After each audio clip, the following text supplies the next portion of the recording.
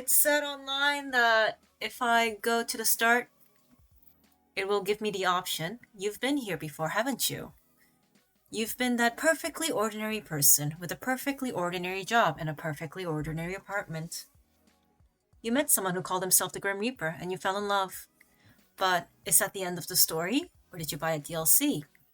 To you, it feels like there's something more left. Begin at the start of the original game or jump to the end of day 5 and begin Beyond the Bet. Jump to Beyond the Bet because I already married him. Name your pet Shang. He is male, but technically female. You look up on your computer, out towards the night sky. On the other side of your currently closed window, you see something so surprising you're sure you must be imagining it.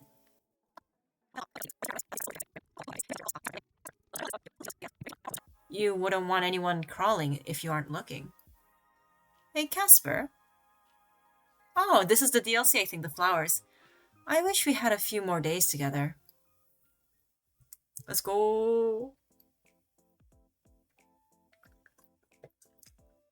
You already planned to take the next day off work, which was lucky, really. Because you woke up this morning with something terrible. A cold. Your head hurt, your nose was stuffed, and your throat felt like you were swallowing gravel. Which you haven't, of course. That would be stupid. You'd never eat gravel. You decided to stay in bed for the day and rest up.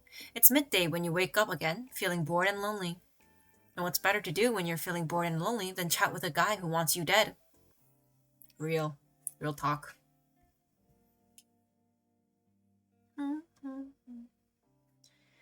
Where's my little weeper?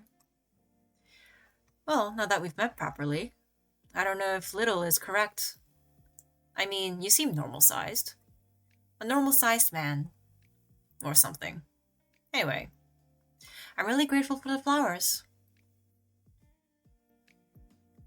I felt a little stunned yesterday, so I wanted to make sure you knew. It was quite obvious. I saw your face when I handed them to you. Perhaps you had already forgotten. I may be a little bit of an airhead, but I can remember that much. And I remember your cute face too. Were you feeling shy? Help, there's a merman in my tub. Your ears were red. Why do you remember my ears of all things? I have a perfectly good face you can admire. Is the rest of you not worth admiring? It is. Right, of course it is. Ha, mortal, you fell into my trap once again. Am I that alluring? To be honest, I can't keep my eyes off you. Perhaps the flowers were a bad idea. Maybe they were. Oh, I mean, of course they were. I am the Grim Reaper. I should not have given mortal flowers simply because they never have received them before. And they deserve to receive them. And every mortal who have failed to give the flowers in the past deserves to burn in hell in the fiery pits of hell. Because they are the brightest person I've ever met. And why should the brightest person I've never ever met not receive flowers? That would be pretty stupid. That would be stupidity beyond what I thought was possible of mortals. Yes, those would be the silly reasons to give someone flowers, of course. Thanks for the novel. Is that all true? I was just being hypothetical. You can't lie. I'm starting to think that you have a kink for bullying people, you know. Damn, calling me out like that. Maybe it's you with the being bullied kink. I'm not judging. If anything, it shows that we're super compatible. To be totally honest, I feel like you have uncovered a new part of me, masochist. Wait, you agree? I was joking. Perhaps I enjoy it somewhat. You are the only person in history of existence to treat me like this. Or anything else, or anything but someone to be feared. I mean, I am to be feared. But mayhaps this isn't too bad either. So no, I will not agree that I have a mortal kink for it, Sunshine. But it is refreshing. This was way more honesty than I was expecting. As expected of someone from online. No filter. I'm astounded right now. Well, I guess that's permission to keep teasing then. Sigh. Not to backtrack, but what did you say? I have a king for bullying people? Honestly, Grimmy, you just make it too easy. It's fun. I like teasing you. You're feeling a hunger I didn't even know I had. And I've been absolutely starved, apparently. Well, fortunately, you're a capable mortal who can feed yourself. Aw, that's no fun. Come feed me. Feed you? What, like a child? Ah. I'm waiting for the airplane. You'll be waiting for some time. No, I'm not gonna beg for you, but what if I flutter my eyes at you? Would that change your mind? See, I told you, you make it too easy. It is not my intention. You just overwhelm me sometimes. It's a strange foreign feeling. No one has ever pulled at my heartstrings so. You should be careful there, Grimmy. A girl could misunderstand what you mean.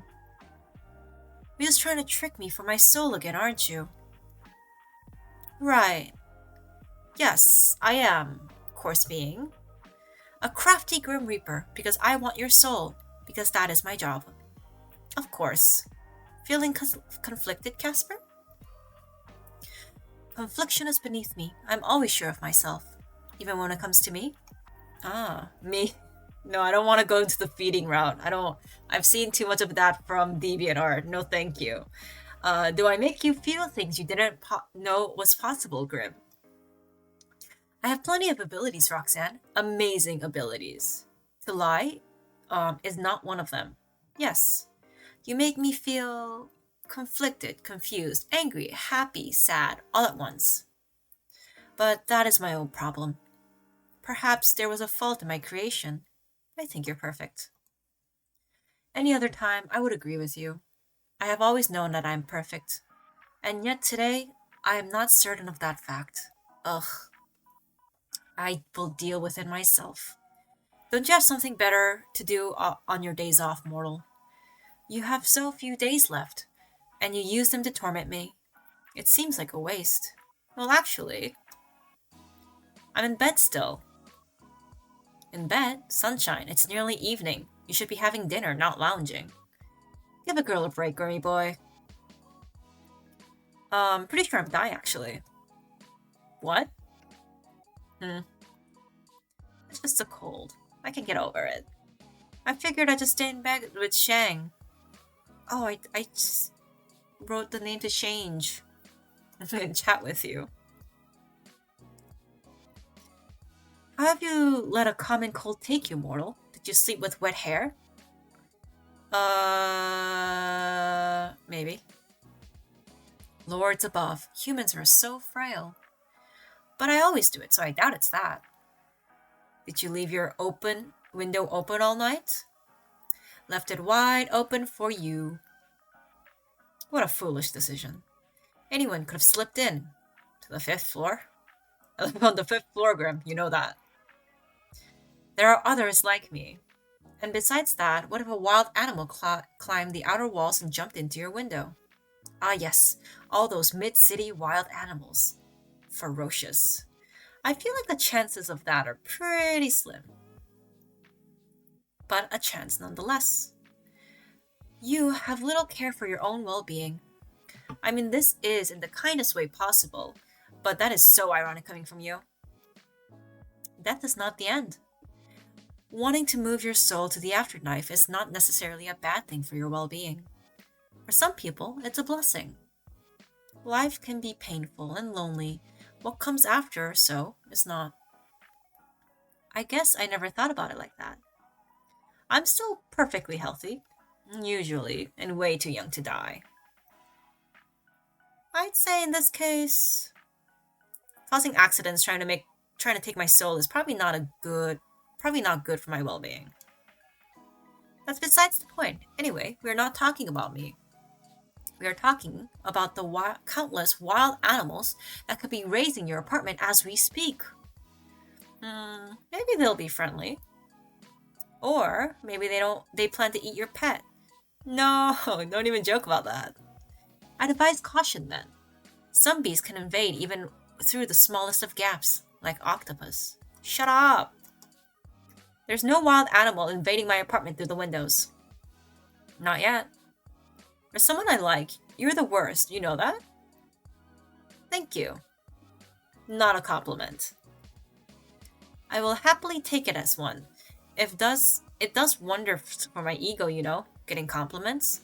But yes, there are likely no wild animals that has caused you the flu, so... Did you forget to wear your coat while you left the apartment? It's just a cold, Grim. It happens to everyone. It's super common. It does not happen to everyone. It's an illness purely for mortals. Sure, but it's not that big of a deal. It's just a bit of an inconvenience. But hey, it means I can talk to you some more. How so? I don't see what stops you from talking to me when you're well, too. Open your eyes super wide. Maybe you'll see. Get some glasses. Okay. I'm doing it. My eyes are wider than they've ever been before, and... Nope, I still don't see how you being sick means you can talk to me more. I am available no matter how you feel, mortal. In fact, you're usually too busy to talk to me. Well, I suppose there's some truth to that. I cannot help but having unending amount of work with the cycle of my birth and death, that is. But I am always a message away, and I will respond when I am able. Wow, that is better than most men these days. Okay, well, I think you're super distracting. And if I spent all my normal days chatting with you, I would never get anything done. Am I that alluring? Alluringly stupid. I'll have you know, I'm not stupid in the slightest. Nerd. What? What are those little faces supposed to mean? Those are actual emojis, FYI. And they don't mean anything. I just like putting them there. Nerd. Are you trying to say I'm indeed stupid? I have studied most human topics in great detail. Nerd. I'm kidding, I know you're smart. You're like information smart, but not very people smart.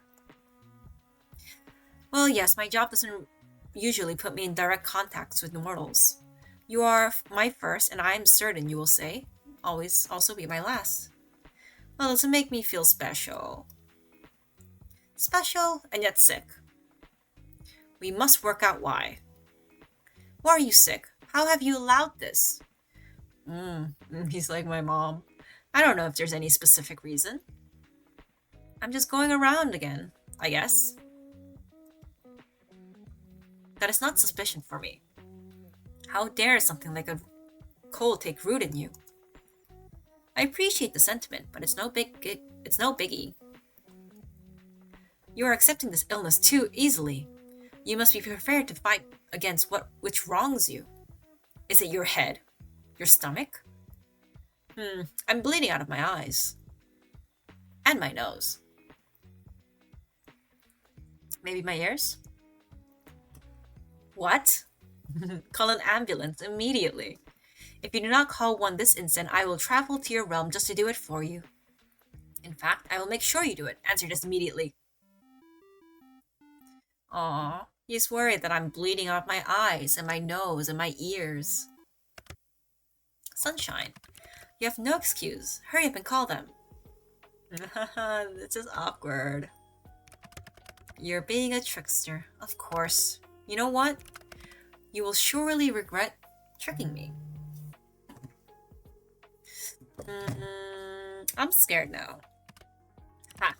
Wipe that smirk off your face, mortal. You could be a little bit less excited about the idea of being punished, you know? That's not what I meant anyway. It's not a Reaper's job to punish mortals. But it could be. Okay, fine. I surrender. Oh, he's blushing. Cute. We can always come back to this, huh?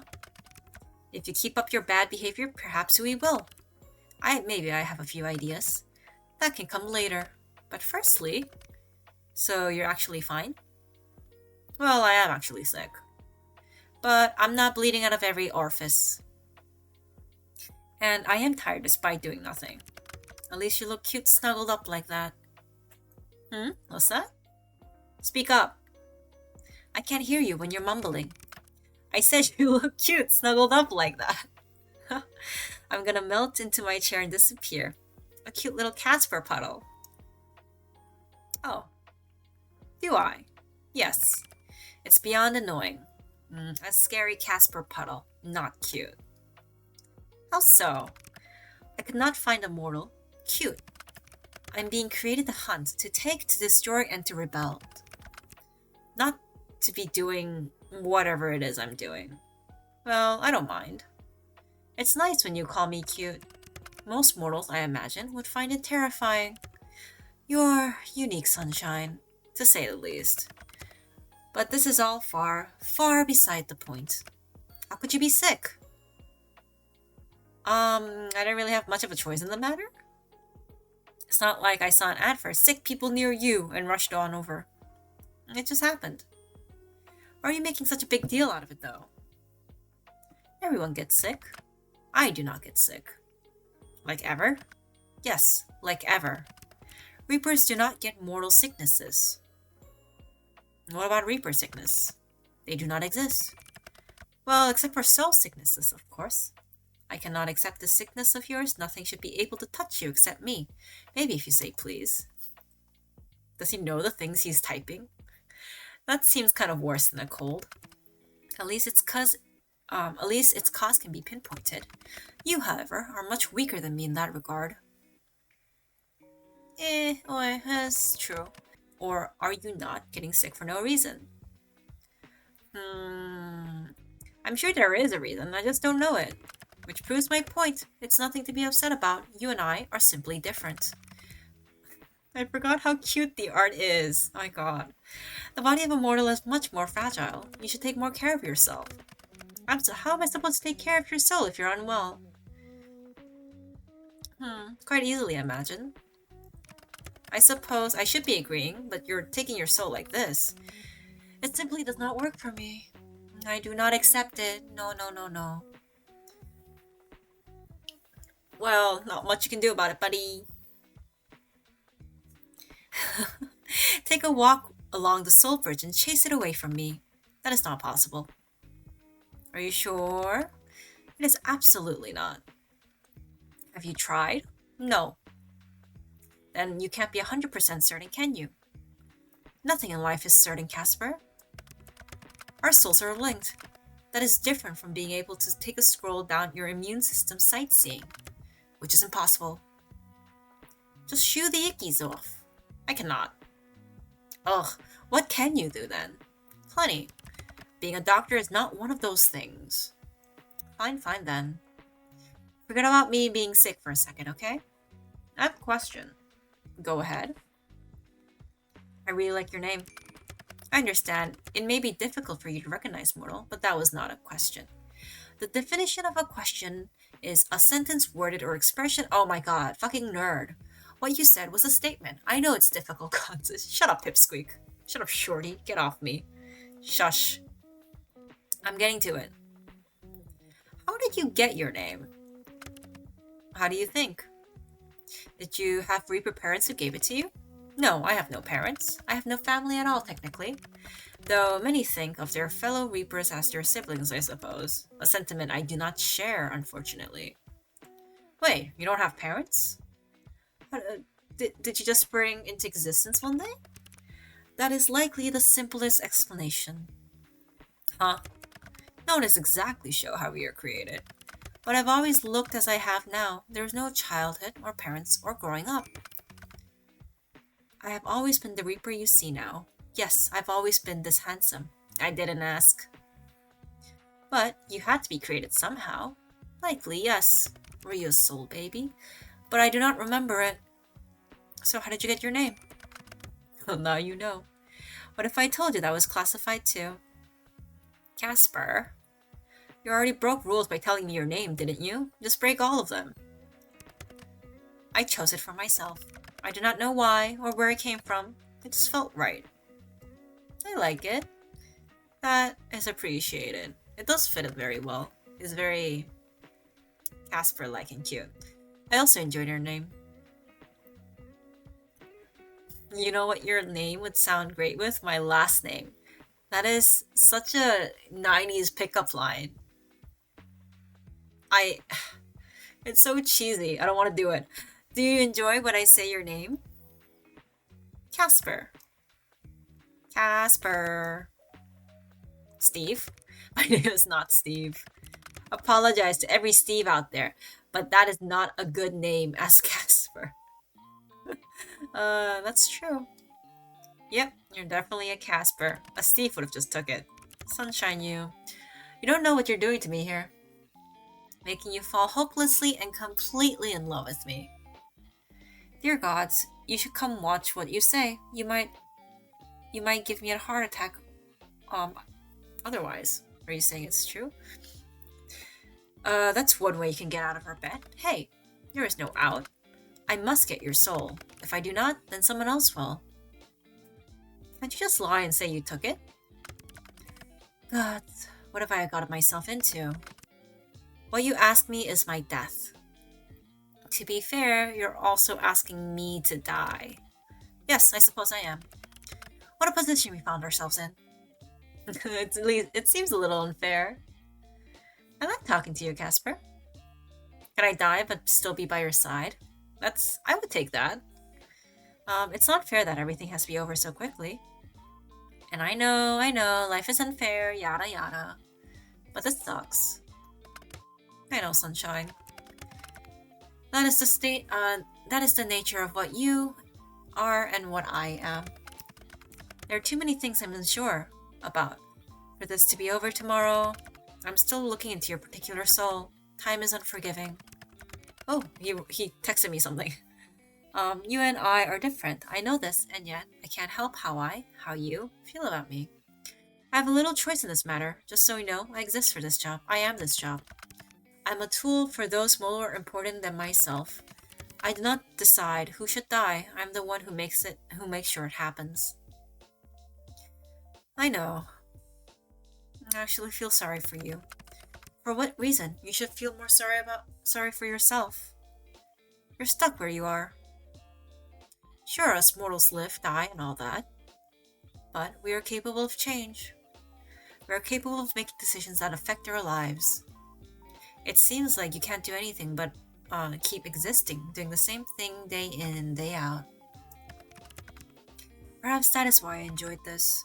Enjoyed you. You're a bit of a change. Sunshine, stay right there. I won't be long. Hmm? Call has ended. And Grimmy? Where'd you go? Hello?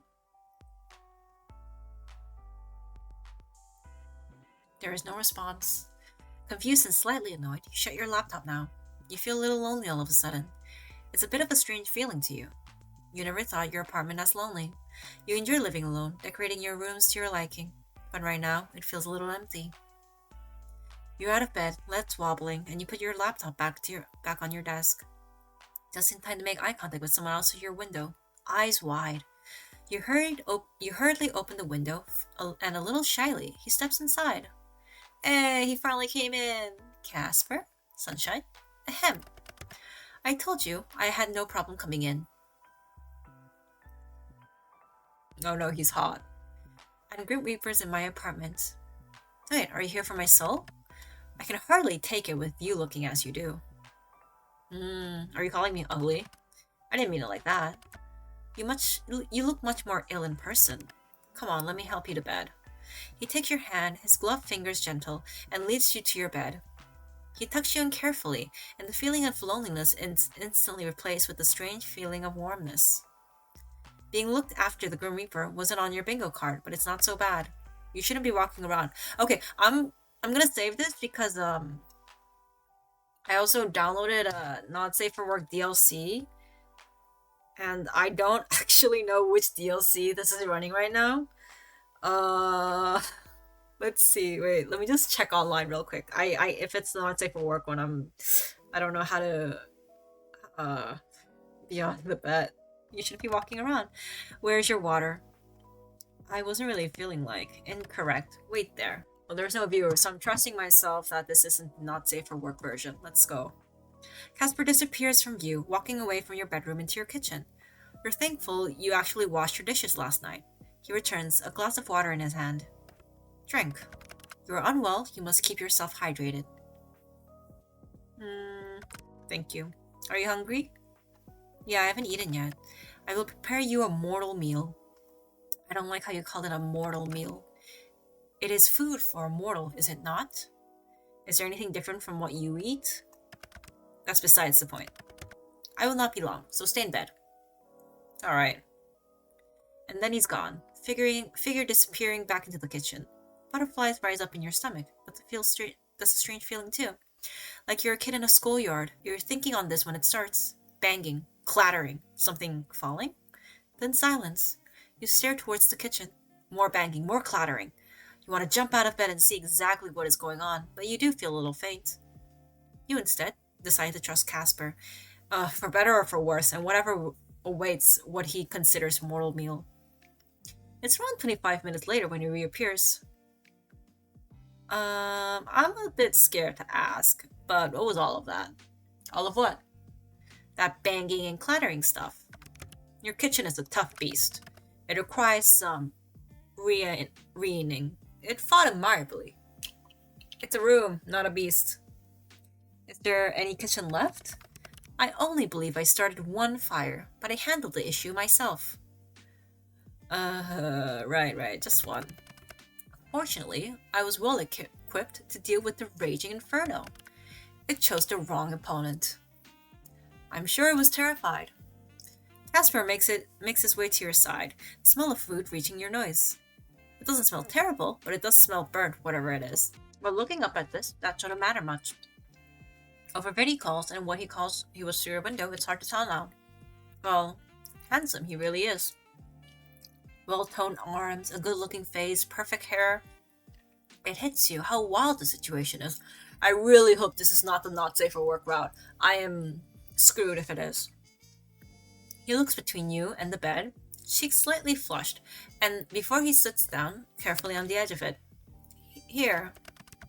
This is the first time I'm cooking for someone else, so he hands you the plate. On it is. You're not really totally sure at first. It is mortal food, correct? Looking closer, it almost looks like pancakes? Have you ever made this before, Casper?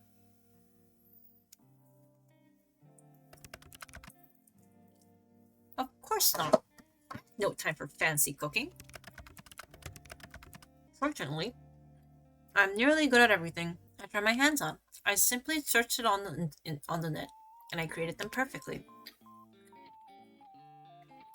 They're perfect. Hey, can't say no to the effort. I know. Get up, Sunshine. You need to conserve your strength. Thank you, Grimmy. That's the least I can do. The least? The least you could do was not come over, tuck me to bed, and feed me dinner. You're sick. What kind of person would I be if I left you alone? Go on, eat. You look down at the food. You look back at Casper. You look at the food again. And you decide, for him, you'd eat it. Fortunately, it's not burnt all the way through. The middle is raw somehow. Lovely. I love raw food. Still, it's not terrible, and you manage to get it down. So, how is it? They're the best pancakes I ever had. You've outdone yourself.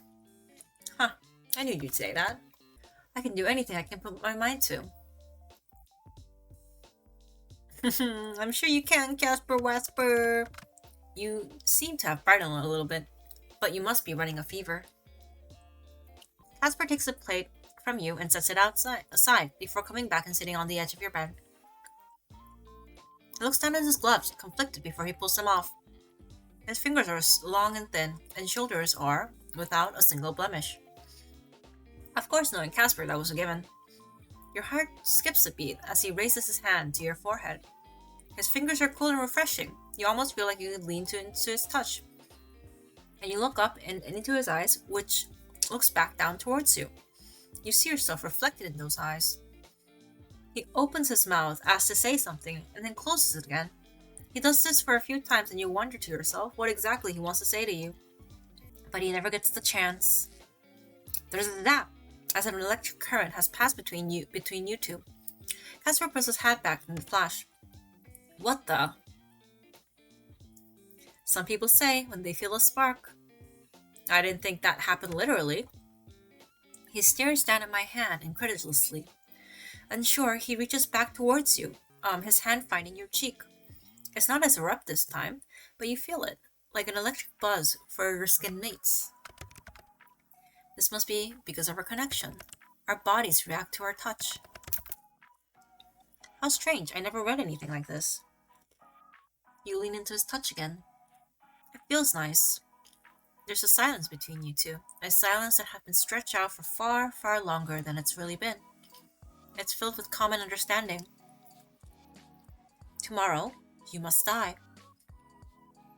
And if you don't, then you win the bet, and his soul is yours for the taking. You are two people connected by misfortune, both desperately trying to avoid the inevitable. Sunshine Eye. Yes, Casper? I should go. Reach out and take his hand. Will you stay instead? What? You know, I'm so sick. Who knows what will happen if you leave me? Please? Okay. The room is even darker now. The sun set some time ago, and you barely even noticed it. You were too concerned with the man in front of you. The man you've come to be quite fond of. I only have one bed, though. What would you do with me anyway? Sleep with you? Yeah. Wait a second. I mean, literally sleep. Snooze. Catch some Z's. Ah. Of course. I knew that, obviously. You're inviting death into your bed with you, Sunshine. It never ends well. Not for anyone. I like a challenge. I didn't say it was a challenge. What I'm giving you is a warning, a word of advice. Nothing good can come from this. And I'm listening. I'm just choosing for myself. You said so yourself. I was meant to die a long time ago, right? I think I lived all this extra time to meet you. Oh no. Oh no, no, no, no. You take his hand and pull him down beside you, moving over to give him room. No one has ever laid beside you in bed like this. He puts his hand down the pillow, staring you through the darkness. Do you ever wish things were different? I wish many things were different. Like what? I'm sick, you can't do this to me. Sometimes I wish I was human. I wish I was capable of change, as you put it. I've always been proud of my work, I still am. But that doesn't mean I don't wish for more. Something different. Why not just do it? He smiles now, just slightly. There's a bit of sadness behind it. I'm not like you. What would you do if you were human? I would do what I wish now more than anything. Something completely foolish. You've always been a little foolish, Casper. Get some sleep, Sunshine. You feeling better is more important than anything else. Your eyelids feel heavy now. Your heart races. And yet you feel calm, laying beside the man you think you never felt so safe in your life. Ironic, really, when he happens to be the Grim Reaper. You slipped away, drifting through the peaceful night as his hand is still on yours. You woke this morning to find Casper gone. At first you were stressed, thinking something must happen to him. Or worse, you imagined him all along. You were being Delulu. But as it turns out, Casper's just in a career that doesn't wait for anybody. You found a note on your side table that said he left food in the fridge. You shiver a little, scared, but it's a thought that counts, right? After getting up, stretching, and spending the time with Shang, you notice a flyer down your door. There's a big festival tomorrow night. Fireworks, stalls, and fun time await. You sigh, just a little. That would be nice, but technically, today's the day you're supposed to die. 7 days already. That bet's come and gone faster than you've ever expected. What started as a joke has now become something far more. Shang isn't on your bed for the moment, so you lay like a starfish staring at your ceiling and thinking about your stupid Grim Reaper. You're so down bad you can barely believe it. What a bother. Let's go to the door. You hear the sound of moving. You poke your head outside, curious to see the people moving, somebody carrying your boxes from the apartment next door. It seems like your neighbor is suddenly moving. Feeling a little disappointed, but incredibly curious, you go back into your apartment and think for a while about your next door neighbor. You never met them. You never even got their name. Life is pretty fleeting, huh? Bookshelf. Words. Words. Laptop. Check your computer. I want to look at the gallery. Shoot.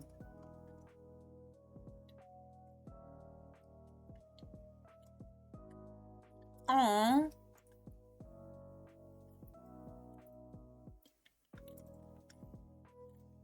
I love the animation.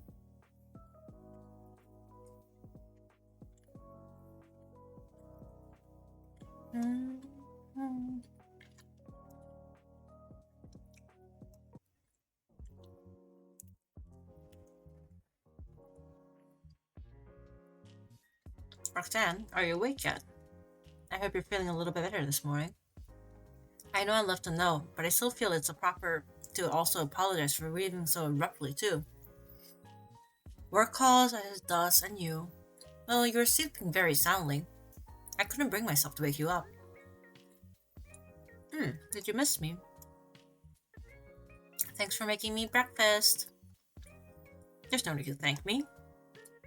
It was not difficult. The remains of my kitchen say otherwise. Ah, yeah. As I said last night, your kitchen and I engaged in a manner of battle over who could be dominated and who would be the dominatee. Once again, I found myself superior. To my kitchen? Correct. I don't know. My kitchen can throw some hands when it wants to. I found that out myself, and then it conquered it. Congrats. Casper, conqueror of kitchens. I imagine you saying that in jest, but it is true. In fact, I may put that title on my resume. Oh, please put me as reference. And what will you say if anyone calls you about me? No, I would say it's a good call, but I wouldn't pick up phone calls, mostly because I don't talk to unknown numbers. I put on a funny voice and pretend it's the wrong number. You're hopeless. Are you feeling any better? Surprisingly, I feel fit as a fiddle. How can a fiddle be fit or unfit? That is a great question. I'm sure someone smarter than me knows the answer. Yeah, I feel good actually. Good, yes, that's good news. Very good. So I guess this is it then, huh? Day 7. You coming to take my soul? Or well, I'll get yours instead. There is a complication. Are you trying to weasel out of the bed? Hardly. I told you, I am honor-bound to accept the outcome of our bet. But I am afraid that currently, I am dying, and I believe it's your fault. What? Is that it? Is it the soul sickness? Did you spend too much time here? Now I feel bad asking you to stay. It was something far, far worse. What? I've caught what you may refer to as a common cold. Oh. Casper, you made me worried about thinking it was something serious. It is serious. It's a cold. Or a bird did not catch colds. I don't know. I told you, it's impossible for mortal viruses to take hold of my body. It has never happened before all in history. I've taken souls hundreds, thousands infected with illnesses. They have never touched me. It's impossible. It should be impossible. But right now I am sick. It's terrible. How can you caught it then? From sleeping next to me? I do not know. All I know is that I'm certain that I may perish at the end of the day. Men with colds, my god. Come here, I'll kiss it and make it better. What? I do not believe something like that. Like kissing cures an illness. Have you ever tried it? Of course not. Then it might work. Come on over. If this sickness isn't the death of me, you will be. Perhaps you will win this better of ours, mortal. We agreed the limit was a week, and that's a few more days from now. That means... your soul is all mine. Correct. It is what we agreed to, and it is perfectly fair. But let me tell you this now. If this happens, it will not be another Reaper coming to assign your case. I loathe the idea, more than anything else. Someone else viewing you as I have. But I made a deal, and I will stick to it. What do you mean? Won't you stick around if I win? Mortal, do you not understand our arrangement? One of us must die at the end of it. Ooh, what? Huh. That's not what I want. When I said I wanted your soul, I was mostly joking. I don't want you to die for me. You asked me for my soul. There is little way to give a soul but dying. That was our agreement. Well, I decided I don't like our agreement anymore.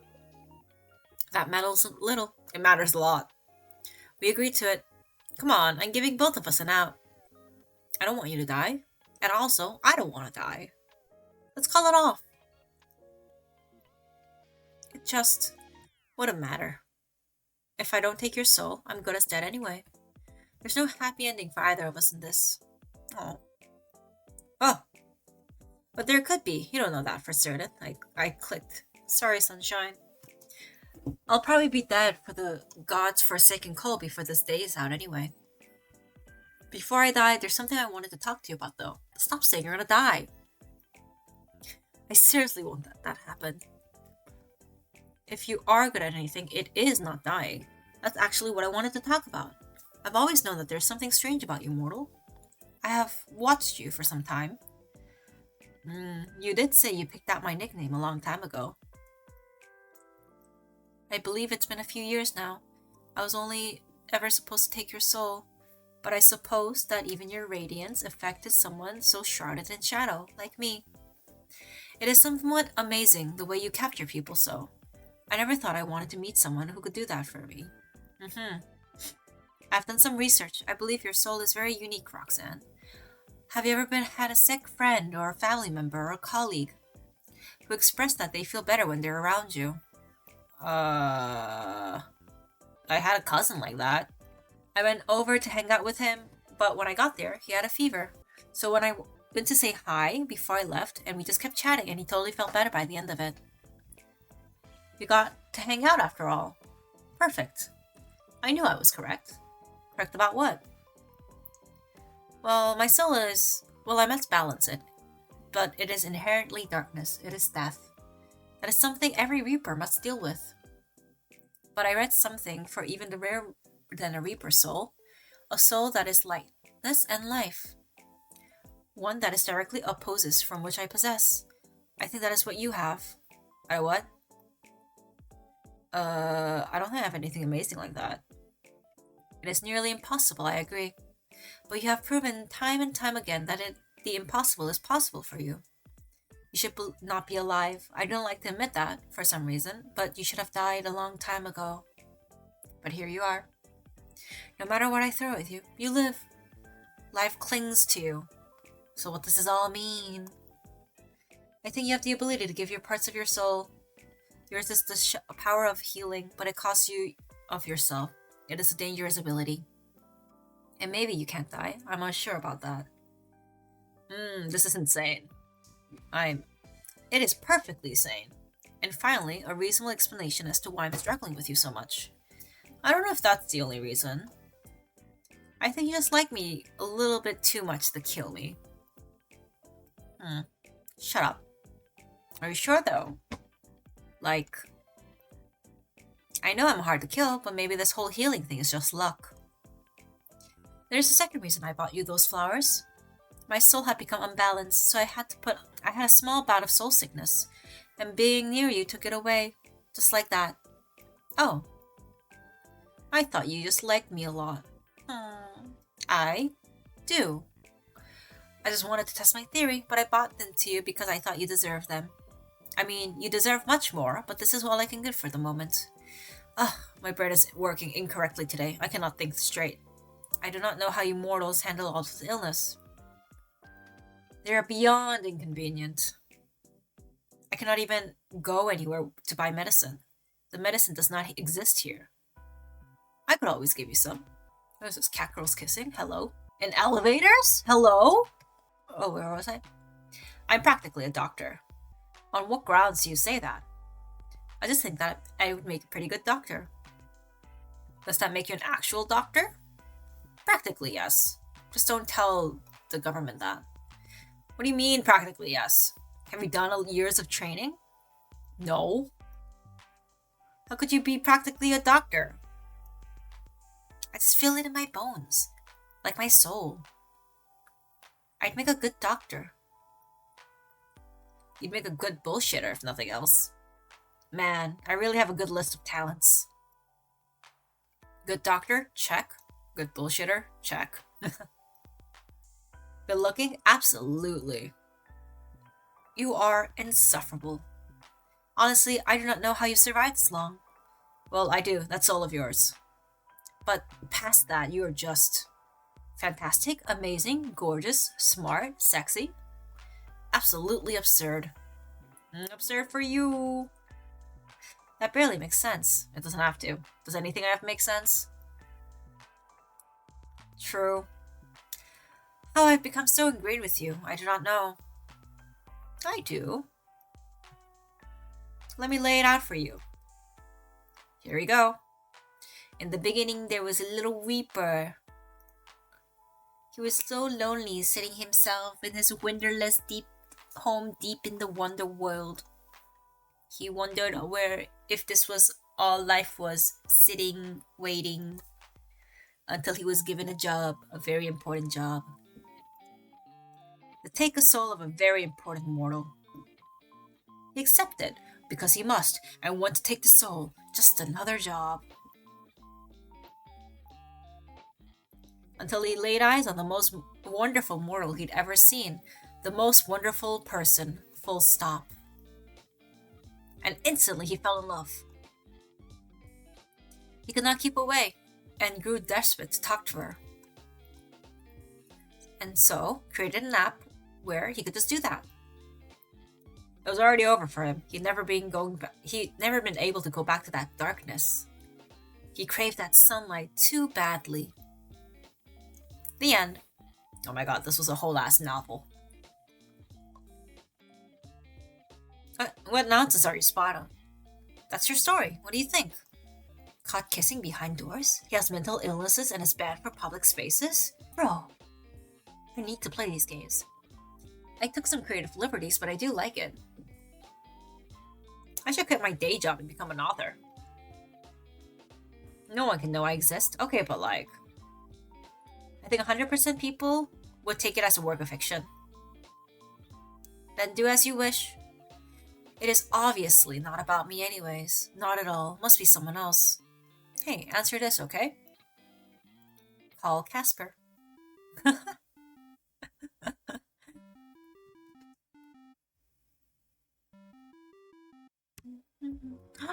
Cute! Oh my god! Ah!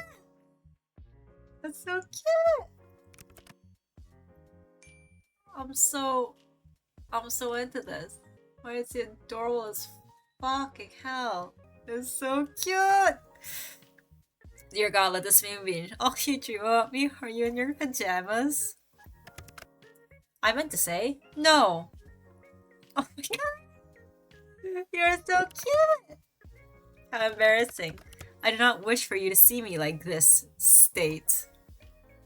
To be fair, you saw me sick. And you should have stayed at my place. I'm fully capable of looking after myself. You can be capable and still let people help you. If you want, you can depend on me, Casper. I'll keep that in mind. I'm hoping this is something I will only have to experience once.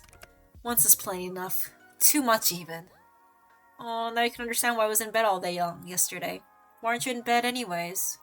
Go lay down, I can see your bed from here.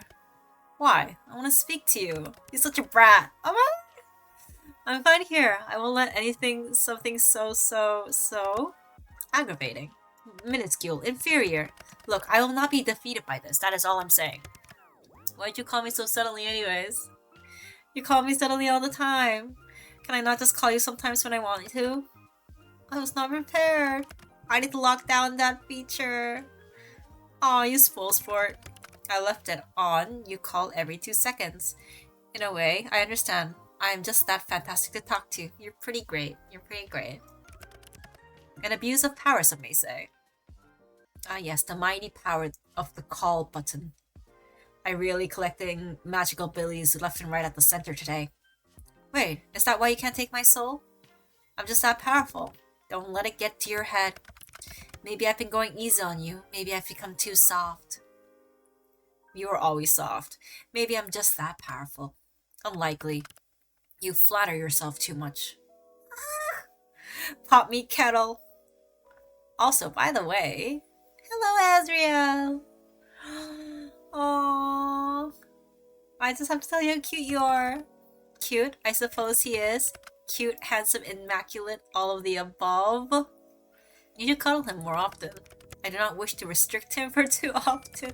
He's simply offering me comfort in dire times. Azriel has his own man. He goes where he wants, does what he wishes. He dines to spend some time, spare moments with you. He loves you. Oh my god. Diagram, this seems pretty mild. This is the most harrowing moment in my life. But through it all, Azriel has been by my side. Through all of the highs and lows. How long have you had him? A long time. That's hardly an answer. I can't remember exactly, it's difficult. It seems to blend together until meaning is lost, and then I have. I've never felt the passage of time as much as I do now. The time passes for you, but continues for I. Thanks for sharing that with me. I don't really get it, but thanks. But many, many years. He's still in good condition. Of course he is. I help maintain his experience. It is my pleasure truly. I am honestly being selfish here. Mwahaha. Oh, you just love him as much as I love Shing. He is important to me. Nice to know the Grim Reaper can be sentimental. You're not that far off from human, are you? I suppose so. Did you get him here? Did you buy it? Or on the mortal plane? Indeed I did. Where did you buy it from? Wait, do you even have mortal? This man came to kill souls and he went into a shop for toys and bought this. Cute. I did not buy him. Did you steal him? No, I'm not some seasoned thief. You stole those flowers from some old woman. Okay, I'm confused then. He was gifted to me. And I promised I would always care for him. Gifted to you? From someone like me? Oh. Nah, I want to know more about that. It was a mortal child. Oh, he stole from a child. A child just gave you their toy? Yes, he did. The story is not a happy one. I don't mind sharing it with you, if you understand that. Of course, I'll listen. The child was assigned to me. I've been assigned children many times before, so it wasn't anything out of the ordinary. He was quite young and hospitalized when I went to ferry him over. It is my preference to take young mortals in their sleep so they don't have to feel scared by my presence. If I go in peace, then the journey is easier on their soul. But he was awake.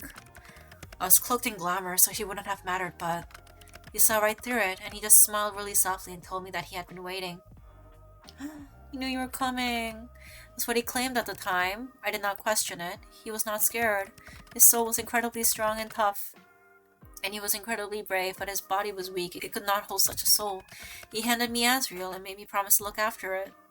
And you did. Of course I did. Part of the duty is to show mortals the afterlife. And that's what ties keeping together bound from your plane as well. I was happy enough to ease that worries and ensure the safest possible passage for him. And then he get a safe passage? I took him to a bright and colorful afterlife. He went peacefully and even thanked me before I led his way. It was a long time ago, but he has stuck with me. It must be illness. It's making me sentimental. It's good to remember things like that. He left you a kind gift. Azriel? Yes, I do treasure him. No, I mean, he left you a piece of humanity. It was very kind of you to do that. Thanks, Sunshine. Did you name him Azrael? He was already named by his previous owner. A fine name for a fine reaper of souls. Aw, it's nice you kept it. I wouldn't dare to rename him. I stitched it. Huh? Did what? I stitched his name on him, okay? So I would never forget. My life is a long one. Forgetting is too easy. Wait, can you do that to my name as well? Your name, why would I do that? Azrael doesn't need to be bound by his very being. How about you stitch it into your clothes then? Then, it's like I'm always with you. Aw. Okay, it sounds creepy when I say it out loud. It does. You're a little creep, Sunshine. I can't, yeah, he got me there. He got me there. Can you show me your beautiful stitching work? No, Azrael resting, just as I am. If you must know, I stitch it in red. Cute. Who knew that a Grim Reaper takes up knitting in his spare time? It's not knitting, mortal. It's sewing, and it's the only one word. Oh, do you like knitting? I've never tried it, nor am I particularly interested in the idea of it. I was hoping you could knit me a blanket or something. You want a blanket? Why? You're gonna pick up knitting after all? In the future, the future, could hold a number of possibilities. Hey, Grim. Yes, Sunshine? I can't keep it to myself anymore, or else the guy will explode. Are you wearing hair clips? I just noticed that. Oh shit, that's so cute. Remove this from your memory or perish never. What is this? A little sunflower. Why'd you pick that one, huh? Did it remind you of a little Omi? Your forever sunshine? Shut up, God, you're the worst. Thank you. They're just hair clips. I was hot and wanted the hair off my face. But it's hair clips on you. I literally never thought I'd see this. I can die happy now. You would allow death to claim over you? Over hair clips? Everything I tried, you found lacking but the hair clips. How often do you wear them? Just ignore him. I feel like I've been missing out. Wait, do you put your hair in a ponytail? I want to see that too. Oh, you know, since you get hot. From time to time. Do the hair clips or the ponytail? God, you were insistent. Grim. I had no energy to begin with, and now I feel like I feel like you have sucked away that is remaining. Yes.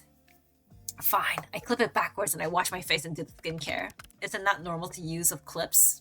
How adorable. He does skincare. He has like a 12-step routine. Is that a common style in the underworld then?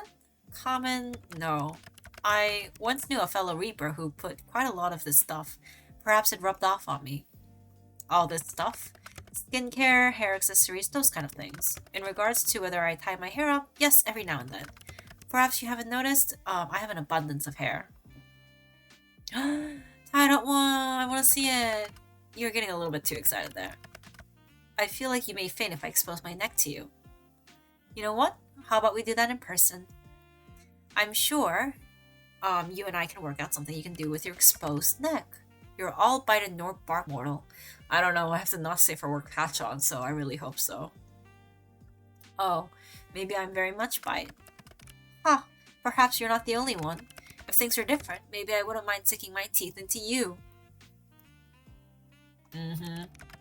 You're looking a little bit flushed. Not as flushed as you. I can't help my sickness, just as you cannot help being drawn to me. Shut up. Make me. Ugh. Hide your face with whatever is nearby. What are you doing now? Hiding behind a magazine? Sunshine, that doesn't make me disappear. La la la, I can't see you, you don't exist. That is completely false. You should not spread lies so easily.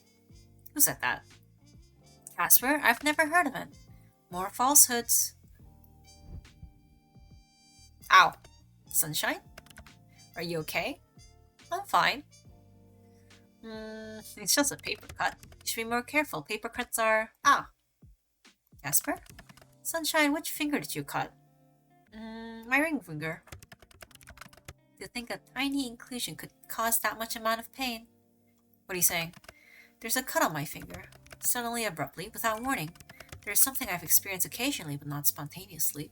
This is not good. Not good at all. In the same place? The exact same place. How did that happen? Wait, I think... Did we soul bond? Wait for a second. Casper? Where'd you go? I know it's here somewhere. What are you looking for? I'm trying to find a particular tome. I'm having little success. I'll message you when I find it, okay?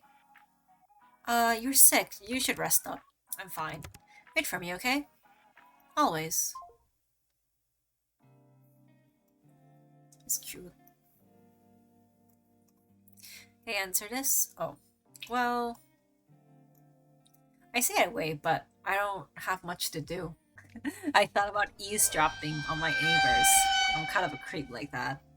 But I do think whoever moved next door moved out. Out of nowhere. Isn't that strange? I don't know, people usually move. I think they have some huge secret they're hiding. But I guess I'll never find out now. You know, today is day 7, but I still got my soul. That's the elephant in the room, huh? But don't let anyone ruin your day. It's your day. Ruin it yourself, bruh. There's a flyer put under my door about some outdoor Twilight festival that's being held tomorrow. Not Twilight, like vampires. Twilight like time of day. You know what my first thought was? Vampires? Wouldn't it be fun to go with Casper? Why would I want to go alone? And then I remembered that one of the two of us were likely dead tomorrow, so... It kind of made me sad. Not the thought of being dead. I mean, that sucks. But I thought that we'd already run out of time. Even going to watch some fireworks together wouldn't be possible. I really like you. You're so dumb. Himbo. And for some reason, I'm into that. You're just talking to yourself. A little bit. Fuck. Grim Reaper. I'm not. Wait. I am the Grim Reaper. I thought you were gonna say something absurd and frankly incorrect. Ugh. Sunshine, I found it. What is it? The Beginner Guide to Soul Bridges. Oh, that is not a real book. It's real. I have not read this for many years. There was no need. Let's see. Yes. The effects of linking two souls together can be stronger if the soul is inherently compatible. Or, two parts made of one whole. Oh, the emote. So cute. That's why you're sick and the cut? Yes, I believe it to be so. Linking souls would usually only have minor effects. I can travel our bridge to infect your soul. We can hear each other's voices in our heads, but it's temporary. At least it's supposed to be. At least it should have worn off by now. I'm only left with the tiniest bit of my soul with you after all. Do we complete each other? Let's not jump into conclusions here. What else would cause our connection to suddenly deepen like this? Oh. You came over. Why would that make we touched. You took your gloves off and touched my forehead. Remember that weird laugh? This will not do. Gods, it's the worst thing to ever happen to me. A soul of shadow and a soul of sunshine. Gods, why did I do this to myself? Come on, it's not that bad. Premium penile enhancements, 10 out of 10 advisor 69. You and I are explicitly linked. For who knows how long? For another week, a month, a year, forever? That's not a safe thing for us either. Neither of us are hurt, the other will feel it. I am overcome with the soul sickness. You, a human, will be touched by it. I've never heard of a human being affected by it. I do not know if you would survive it. You get sick, I get it too. I take your soul? Likely, my soul will go too. You win the bet, and now you take my soul? You die too. Ah. That is less than ideal. The understatement of the century.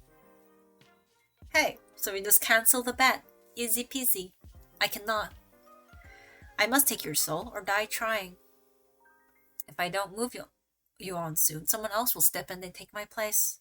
Then, how about extending it? Just for a few days.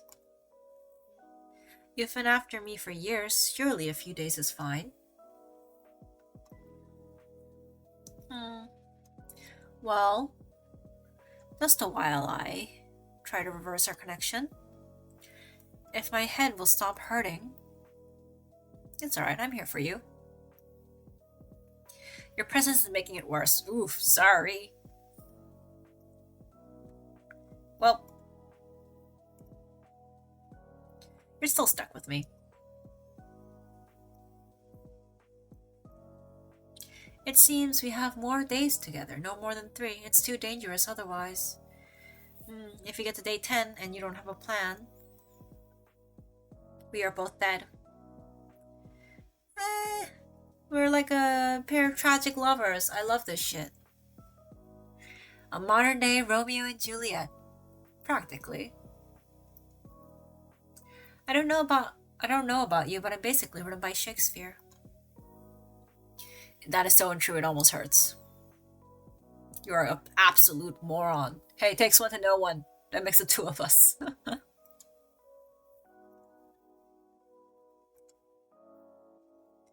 There's a festival tomorrow? Some kind of one. I've never been before. Very well. I shall keep it in mind. For now, I'm going to collapse on my bed, scream in a little frustration, roll around in anger, then hug Asriel. Good day.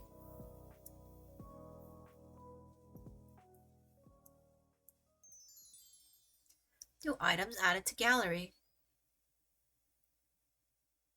The dawn of the new day, an 8th day to your bed that has never should have existed. You roll out of bed, put on your favorite outfit, and can't help but to grin when you see the sun shining in your window.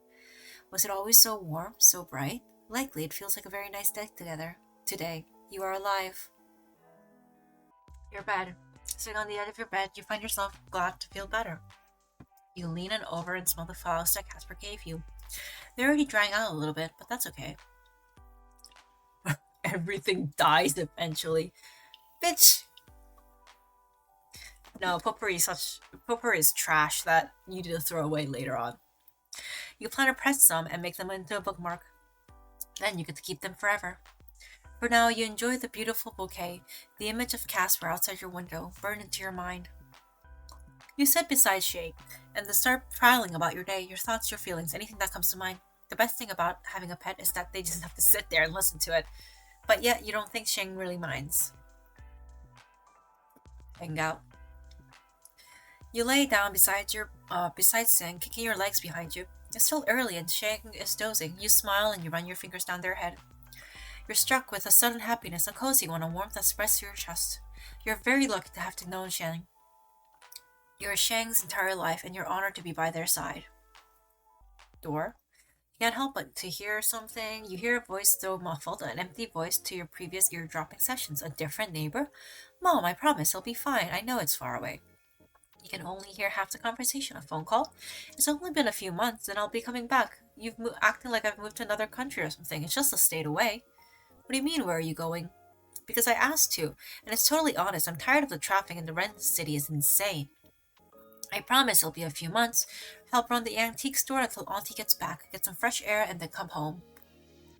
No, I've never run a store before, but her letter said that she has some staff who can help me. Plus, it's an antique store in a small little town in the middle of nowhere. It's not exactly rocket science. The voice lets out a small sigh. Alright, Mom. Talk to you later. Yep, love you too. And with that, the person finishes their phone call. God, she worries too much. What's the worst that can happen? The footsteps continued, descending the staircase until they reached the bottom, and the door creaks open, then shut, then silence. Let's get on my laptop, start tapping. Check. Gallery. Look at all my new pictures. Cute. It's Valentine's and it fits the theme. Yes. Seeing that I've lived through the night, I say my cold didn't snuff you out. My big strong boy. Are you feeling any better? Ah, damn. I missed my chance to get a get well soon and cards and chocolates. Next time for sure. Hello to you as well. I'm so ever sorry to disappoint, but I have no intention of ever experiencing that again. But chocolates, curious. That need not be limiting to the time when I'm sick. Ooh, a sweet tooth, unexpected. But I can admit that mortals have some excellent things to their existence, chocolate being one of them. It's relatively high up on the list, like the computer I use or cup noodles. Fantastic inventions. As for your question, did you spend your entire night worrying about me? Do I consume that much of your thoughts? Sounds like you were thinking about me, buddy. You're sitting there, imagining me, imagining you. What a pervert. Do you like me that much? I do not know what you're talking about. You like me. Me? Who? Who? Me? I like your soul. I like the idea of taking it. What about me as a whole? You are satisfactory. Oh, you're right about that. I would be very good at satisfying you. I could brush your hair. That would be satisfying. Oh, you meant that kind of thing. What did you think I mean? Nothing. Nothing at all. You're so cute. Uh, cute. You're such a dirty boy. Moving on. Yes, yes. How are you feeling then? I'm feeling much better. I didn't know how unlike yourself would feel when sick. Like my hands were not my own, my body was someone else's, but now I feel much more like myself. Thank the Lords. Not keen on getting sick anytime soon? Absolutely not. But there were a few good things to come from the both of us being sick. Huh. You got to lay on my bed. It's a very soft bed. It's very comfy, don't you think? I could barely tell. Were you uncomfortable? Uncomfortable is not exactly the word I would use. It was slightly excruciating. My bed? No. Sleeping beside you. Sorry. I didn't know you wouldn't like it. No. It was not like that. I was just unused to being close to someone. When I find someone is you, how would I be able to sleep? Oh. So you actually liked it? No further comments? Aw, Casper likes sleeping next to me. You're a cutie. Hardly. Sunshine, what do you know about birthdays? Birthdays? It's a day of birth, Casper. Ah, I forgot I was talking to a monarch of sarcasm. I think we can both have that title. If it's you, I don't mind sharing. But birthdays? What kind of things do people do on their date of birth? Life sacrifices? Feasts? Closer to life sacrifices. Yeah, there's a load of life sacrifices. Huge birthday issue. Too many sacrifices. Ah, so it is common. Definitely. I cannot tell if you're lying or not. Feasts, though. I'm always lying. In a way, those are pretty common. Like going out to restaurants on your birthday. Why do that over eating what you enjoy at home? Because some people suck at cooking. Like, they'll sit at home eating cup noodles all day and never eat a good meal. So going out is somewhere nice. That feels very pointed. It was. What's wrong with people eating cup noodles? They're tasty, but if that's all you eat, that can't be good for you. I would disagree. I am in peak physical form. This is what the peak male physical form looks like, baby girl. Imagine the even peaker physical form you could be in then. I will consider it. Though I cannot imagine my body getting any more perfect than it is now. To be honest, neither can I. I admire mortals who are honest, Keep admiring me then, Grimmy. I don't mind being honest with your looks. Let us put us aside about people's birthday activities. What's your birthday activity of choice? If I had to pick anything, what do I do on my birthday? I just go eat. Doesn't matter as long as I spend it with someone I love. Not really. I'll stay home and play games all day. Is that different to any other day? Yes. I would also stuff my fake cake. You see your ex, who you thought was dead, crossing the road ahead of you. Run him over. Go around. Run him over. If nothing else, it sounds relaxing. You get it. Why this all sudden talk about birthdays? That is, I was walking amongst the halls of my workplace last night. While you were sick? There is not enough time to worry about that. I had found out that our strange connection, the link beyond the ones I created between us. It was late. I happened to overhear some superiors talking quietly. For context, I am on the 13th station, Grim Reaper number 8394. They said that those numbered 800 to 8400 of the 13th station were created on the state many decades ago. You're telling me today's your birthday? It's a stretch of a word, perhaps, but it's something like that. An anniversary day for my creation. Happy birthday, Casper! You never knew before? Thank you. No, I did not. Things like birthdays, names do not matter for a Grim Reaper. Not including you, right? I am becoming more different from my brethren each day. It is worrisome. You're becoming more and more human every day. I worry that I was content with previously will no longer fulfill me.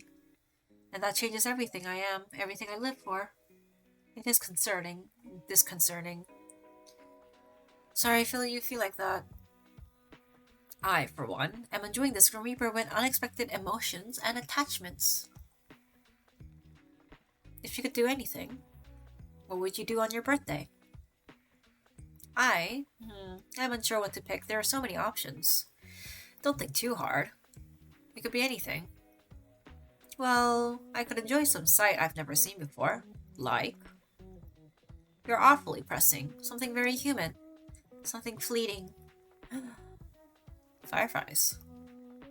Fireflies? Have you ever seen synchronous fireflies? I cannot say I have. They're a different firefly for a couple of months a year. And all blink at the same time. That is fascinating. I've never seen it, but it sounds beautiful. Why do they do that? I'm not a scientist. It's a mating thing, actually. Your knowledge of mating rituals is vast, mortal. Thank you. Maybe you can learn more together. About fireflies mating? Sure. I was thinking humans. Or reapers? Or both together? Wink. That can come later. For celebrating the days of my creation, I'm not entirely sure what I will do. I mean, I won't be doing anything else. No healthy birthday party? No. What about putting on a hat? No, that would look stupid. Pin on the tail of the imp? What? That's preposterous. Imps do not appreciate that in the slightest. How do you know that? Have you ever asked an imp? Maybe they're into it. I have not, but who would appreciate anything stuck in them like that? You look cute with a tail. I would. 100%. Super cute. If you're an animal, I bet you'd be... I would say... He's not a dog, in any chance. Maybe a cat. Something regal with a huge sweeping tail. I don't think a tail would suit me. You could be like a little devil. Tiny horns and a tail would suit you too. Me? They would suit you far greater. How so? The moment we met, I felt like you've been like a little devil. A trickster, a mobster. Aw. I've been nice from the start. I've never not been not nice. You have been my little terror. Bathe in my milk. What? Offer only open to men. Soy, almond, traditional. Use my sponge. I will watch you. These ads are, they're affecting me. You have been my little terror. Unfortunately for you, I have no other way. You know. Wow, what a call out of the blue. I've grown sick of tiding. I've longed to see your face. Did you miss me? I did. Oh. Tongue, cute. That's very honest of you. I'm always honest. Oh, I didn't really think you'd say that. Well, nice. Very good. I may have missed you too. There's a chance. Perhaps. No, you're always truthful. Definitely not always honest. They're different things. You know me so well, sunshine. It's weird, isn't it? It does really feel like we've known each other forever. Strangely, I feel the same way. Perhaps an after effect of your soul being linked. Hey, Casper. Have you ever seen fireworks? Fireworks? I cannot say I have. They're usually used in celebration, not a lot overlap with my line of work. Why? I think it'd be perfect for your birthday. It's a fleeting moment. It's beautiful. It's human. I would like to see those fireworks. Sometime. Together then? Perhaps. Not very committed, but I'll take it. Anyway, Casper, can I ask you something? I believe even if I were to stop you, I could not. I really want to know more about Reapers. You know more than enough. Too much, some would say. Other Reapers are boring. Anyway, you have me, the most interesting one around. More like the smelliest. Girl, what are you, like 12? Jesus Christ, smell you later. Well, some should zip their yappers. I know you guys have a whole ass city, state, country down there. Correct, it is a vast city, bigger than many of your countries. I know, you guys live forever. Most of the time, yes. Most of the time. We cannot die through aging, and most of the time cannot be injured. But the soul sickness can take us. It takes many. Alright. What else do I even know? You eat a cup of noodles. You have a grocery stores. Correct. Having to travel all the way to the mortal plane for food would be tedious. Though I am a fan of your fast food, and I am hungry. Grim plus nuggets equal happy. I swear they're like 12. Do you have any arcades? What is an arcade? Are you joking right now? You know, a building where you go play on arcade machines, games and stuff. Ah, an amusement arcade. It is likely there are many that exist in your world are reflected here. But I've never been to one. What? Gotta go. I love arcades. It is not a little pathetic to go alone? Who said you had to go alone? I go alone. Stop calling me pathetic. Goddamn. I'll come. What would we do at this mortal arcade? How about some DDR? I fucking suck at DDR. Why would you want to play it? I want to suck at it with you. Mortal, there's nothing I suck at. Sure, Casper, sure. So, you have arcades. I can't really picture it. What is it actually like? It's warm, I suppose. In a literal sense, there is no fire or lava, but the climate leans towards warm. I was really picturing rivers of lava. You have many nonsensical thoughts in your head like that. So many nonsensical thoughts that I worry about you. It's the brain rot, Grimmy. Do not use TikTok. It'll get you. Yeah, I do. Thanks for noticing. There is no sun, so our days are filled with pitch dark blackness. We do have a moon, no stars though. Brain rot, an apt description of you, I would think, that would explain why you keep calling me baby girl and Pookie. Wait. It's dark during the day and lighter at night? I suppose so. Is that so strange? I can't imagine it. I said it was warm in climate, but I would say the atmosphere is towards cold. The people who live here are many things, but mostly keep to themselves. Maybe that's just what you think, seeing you are not much of a people person. Maybe people who lived here were more likable that I would give them a chance. A big maybe, a very unlikely one. Maybe someone needs to give people a chance. I'd rather gouge my eyes out and eat them. Ew, weird. I have one important person anyways, and that's plenty for me. What was that? Nothing. I said something along the lines, I hate nearly everyone. Nearly everyone. Not everyone. I still think you said something. Imagine if I cloned myself. You just made me shiver. In delight, in fear. Don't be a party pooper, Casper. A party pooper? That sounds stupid. Wait. I bet you'd really be into stupid party games. That's the Gatmo I signed up for. I don't know what that is, but I'm scared. You should be. A grumpy creeper who's secretly into party games. Once again, no. Party games are made for children. Perhaps you're easily confused as I am far from a child. Goddamn. I am. A poor boy deprived of party games. Just like the two of us. What party games can we play? Pass the parcel would be kind of lame. So would What is the Time, Mr. Wolf? What a stupid name for a game. Wolves should not be What? Wolves would not tell humans the time. I like it, and I'm not a kid. Well, I do not... You know what? No, please enlighten me. This should be entertaining. I bet you'd enjoy a pinata. You can beat the crap out of it. Let loose, let that inner reaper rage. Well, I was always quite good at splitting in a pinata into two, I'll give you that. You were? You had a pinata before, then? That's surprising. Oh, wait a second, no. I have not. What? Why? Casper. I'm certain I've never. But for a moment there, a memory just appeared. It's not a memory I recognize, yet it lingers in my subconscious. Why do I remember something I've never experienced? Maybe you forgot? But I've never had a birthday, nor celebrated someone else's, nor of that I am certain. But I remember being good at it, excellent in fact. My aim was always true, they would praise me for it. Casper. Exactly as you see me now, yes. Are you sure? I have lived many years and I've never changed. And before that? There was no before that. I was created to be a reaper. I've always been this. And if that isn't the case, you can't lie. But you say you remember this, that means it's true then, right?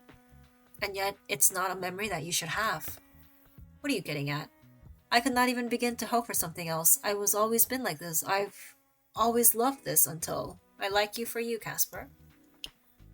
Are you suddenly confessing in chat? I'm not trying to cause any alarm here, but do you think they could have altered your memories? That's a large accusation to throw around, Sunshine. That's not a no. It's just a guess. It's not like I have evidence here. Yeah, it could be plausible. I've always wondered how we were given souls, being artificially created like we are. Gods. Are you okay? I'm just running some things through my head, I suppose. I cannot deny the possibility being zero. It is unlikely, but more unlikely things have been true.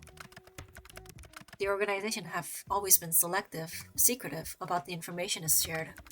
Perhaps there is some apt reason for their unwillingness to disclose information. If they are caught wind of this conversation, though, this is something of a taboo subject. Sweepers follow strict protocols and don't ask questions. We do not question authority, we simply obey. You think you'd be troubled for having this conversation? There could be dire consequences. They could question my loyalty to the organization and that could lead to my termination. But there is also you to consider. Ugh, what a mess. I'm breaking so many rules here, Sunshine. I don't like the thought of anything happening to you. Bad things happen to me, fine. To you, I cannot accept it. Maybe I should have kept my thoughts to myself. No, I'm thankful, really. For you. For this. I have always been my job. But with you, I'm Casper. I've never felt such happiness, I suppose. What a foreign word. Casper, I have many decisions to make. You are beyond distracting in the best ways, I promise. I talk to you soon, okay? You're gonna go already? I'll be gone long, you know me. Try as I might, I cannot bring myself to stay away. You're an addicting ray of light. Why does he look so grossed out saying that? Are you sure you're okay? I'm okay, please don't worry about me. Don't give me that look. Stop pouting. Just wait for me, alright? I'll see you again soon, Sunshine. As the call comes to an end, you see your reflection on the black screen. That's always the worst part. At the end, you're just being yourself. You look out the window. Already the sun is beginning to set. It's funny how time seems to pass when you talk to Casper. For a moment, you imagine drifting through time forever to be with him. A silly thought, really. The soft glow of moonlight slowly begins to drift across your desk as you watch time bleed across the sky. There's never enough time. You suppose that's why it's important to make most of what you already have. A knock on your apartment door pulls you from your thoughts. Oh my god, he came through the door and not the window this time. I told you you'd see me soon. Why the hell do you turn out of nowhere? Not that I mind, but still. Hey, you know how to use the door. That's impressive. Are you coming or not? What do you mean? Where are we going? You wanted to go to the festival, correct? I'm here to go with you to the festival. Duh. Like a date? Yes, you could call it that. This festival, you and me, a date. If you like. If you don't want to, then I might not care. Is it safe for you? No, of course not. But it's a risk I'm willing to take. I want to go with you. I want to experience this human fleetingness with you. Alright, let's go. A date. The two of you exit the apartment, and Casper leads you down the staircase. You don't want to use the elevator? Elevator? No, it's a lot of order. You know, after I tried to kill you. Right, forgot about that. Besides, I do not trust the things. They're evil contraptions. Right, big evil hunks of metal. I hate the stairs, but I'll do it for you. How truly gracious of you. The two of you start the short walk towards the festival, catching some curious glances on the way. You aren't too surprised. Casper is a unique appearance, and also hot, you can't forget that. You don't miss the way he steps closer to walk beside you. The sky above is dark, and there is a slight warmth into the air despite the departed sun. It's easy to find where the festival is taking place, as music and laughter carry through on the breeze. The walk is short, and before long you arrive at the street filled with the booths with little knickknacks and food and carnival games. Lanterns hanging from the string, above the cast area to a soft orange glow. It's bustling with activity. There are people dancing and singing, and the atmosphere is contagious. The moment two of you enter, you can't help but to grin. It suits you. What does? A smile. It suits you too, you know. How about giving it a try? You note a small frown forming between Casper's eyes as his gaze darts around the crowd. Not your kind of place after all? It's not that, it's just... I avoid such gatherings of mortals. Their auras are tad overwhelming, but beyond that, I feel as I can never truly fit in. Do not mistake me for not enjoying myself, though. To be here by your side is... yes. It's yes? Yes. Okay, that doesn't make any sense. Good. If this was supposed to be a date then, they're already shrinking the distance between the two of you shortens again, and he takes your hand in tentative. It's for the true festival experience. Right, of course. You squeeze his hand, he squeezes his back. Cute! Cute, cute, cute. This is the perfect opportunity to introduce you to little mortal delights. That doesn't sound family friendly. Ooh, look who's being dirty now. You lead Casper down the stall with balloons attached to the back wall. Ta-da! This is a close to party games as we'll find here, I think. Let's try it. I bet I can pop more than you. You just pop them? Also, these are all scams, so you should not play them. With darts, yeah. What if I win? What do you offer me? Huh? You really like bets? You're the one saying you could beat me. Well, how about we keep it simple this time? Considering our last bet has gone a little, simple it is then. What would you ask from me? Bragging rights. Whoever wins have a lifetime of bragging rights over it. Simple enough, eh? And the bragging rights I shall win. I accept those terms. Prepare yourself, my little human. People are gonna look at you funny if you call me that stupid. Together with Casper, the two of you pay the person running the booth and receive 6 darts, 3 each. You can't help but to notice he explains the rules to Casper. That Casper has an extremely serious look on his face. Oh yeah, he's ready for this. Try to look effortlessly cool, though putting in some effort. You hear a puff of air leaving Casper's lip as he glances at your display. A laugh. It's like music to your ears. You both stare down at the multicolored balloons. You should know that I have immaculate aim. Any other game, perhaps you should have had a chance of winning. What a shame for you. You talk big, but we'll see. You watch the smirk come over Casper's face as he throws the first dart. Pop! A balloon dies for your amusement. You better not be cheating. Cheating? It is below me. I always play by the rules. You lift your arm and stare down at one of the balloons. Target acquired. Your dart flies towards the target, and with a satisfying pop, finds purchase. We get Casper. Honestly, am I a god or what? Ah, I have heard of this. They call it beginner's luck. I am feeling pretty lucky. Don't get too overconfident. Casper raises both his hands, a dart in each. Oh, it'll be so funny when they both miss. Popcorn prepared. You truly never stop yapping. Do not distract me.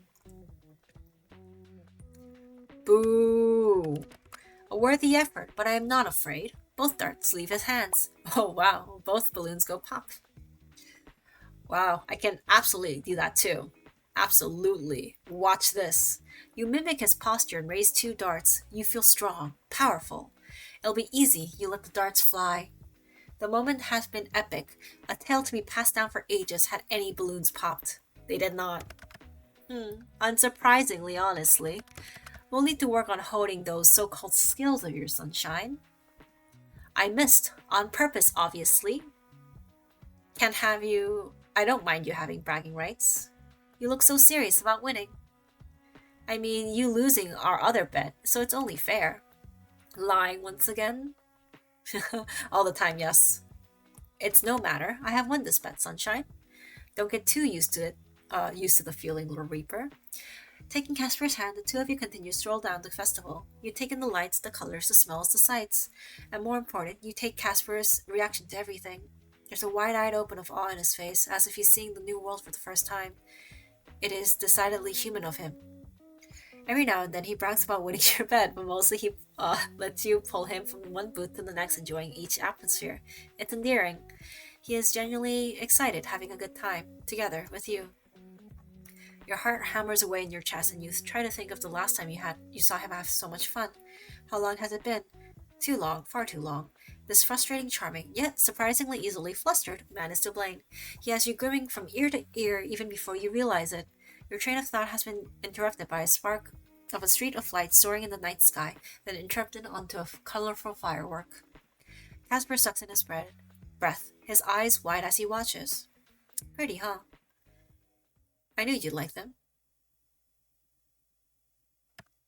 Oh, he looks so in awe. They're so fleeting, so brief. Yeah, all good things are. They're beautiful. There's another moment, then gone the next. But we keep the memory of them forever. Very human indeed. I can see why humans like these festivals. Surely you have one in the other world too. They're different from where I'm from. They're not celebrating life really. There's no fireworks or balloons or charming dates. Thank you for coming with me. I should be thanking you, Casper. You're the reason why we're here. I would not have thought to come if not for you. There's so much I wouldn't have done if not for you. You are divine, amazing, the best mortal in the old world. Everything. You really are the embodiment of the best parts of mortality, the best parts of life. I feel lucky to meet you, despite how much it pains me to admit that. You're just supposed to be another job. Hey, I'm an overachiever. God, you're an idiot. Thanks. You like it though. For some reason. No, it's beyond reason. You're an idiot, but I like it. How stupid. Ah, shit. What now? I cannot help but to have these thoughts, these unwanted feelings. Thoughts of? I enjoy spending time with you, like this. Online too, of course, but here, together in person, it is wonderful.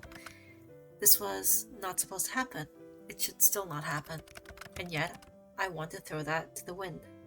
To just do what I want to for once in my long life. You mean?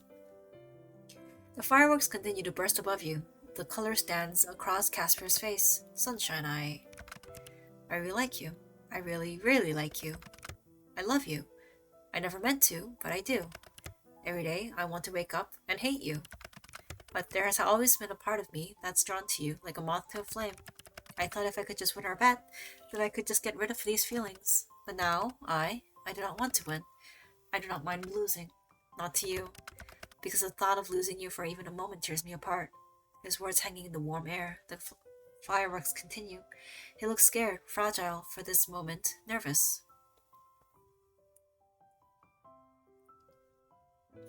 Do you really love me? Girl, chill. I love you too. You what? I said I love you, and I do. Gods. To hear those words spoken from your lips and your voice, it's enough to destroy a man. Don't get too destroyed on me now, Casper. I have hoped, I have prayed, even if no one listens to me. That's what you've done to me. Say it one more time, please. Sunshine. I love you. Aww. I feel like I've known for a while, but hearing you say it out loud, it feels special. Thank you, Casper. Love is extremely dangerous, Sunshine. It shouldn't be. For us, it will be. I don't mind. I'm sure there'll be two huge brains. I'm sure between of our huge brains, we can work something out. Oh, we're so doomed. This is such a doomed relationship. You seriously lack self-preservation skills. Are you going to be in trouble? Are you breaking the rules if we're together? I don't plan on letting headquarters find out. If they remain unaware, then we'll have some time, I hope. We can be careful. Can you be careful, Sunshine?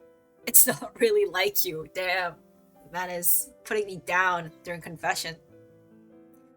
No, but I can try. He knows me so well. Ah, please, if anyone is listening, allow me this one happiness. You know, this is the best date I've ever been on. Truly. Good. I'm glad. You only deserve the best.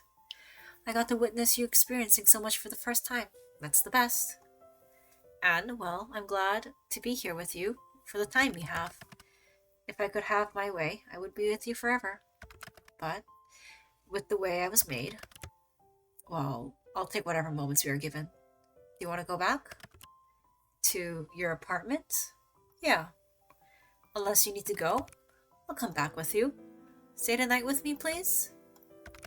You want me to stay? Oh shit, do I have to not stay for work thing on? Oh damn, I don't remember.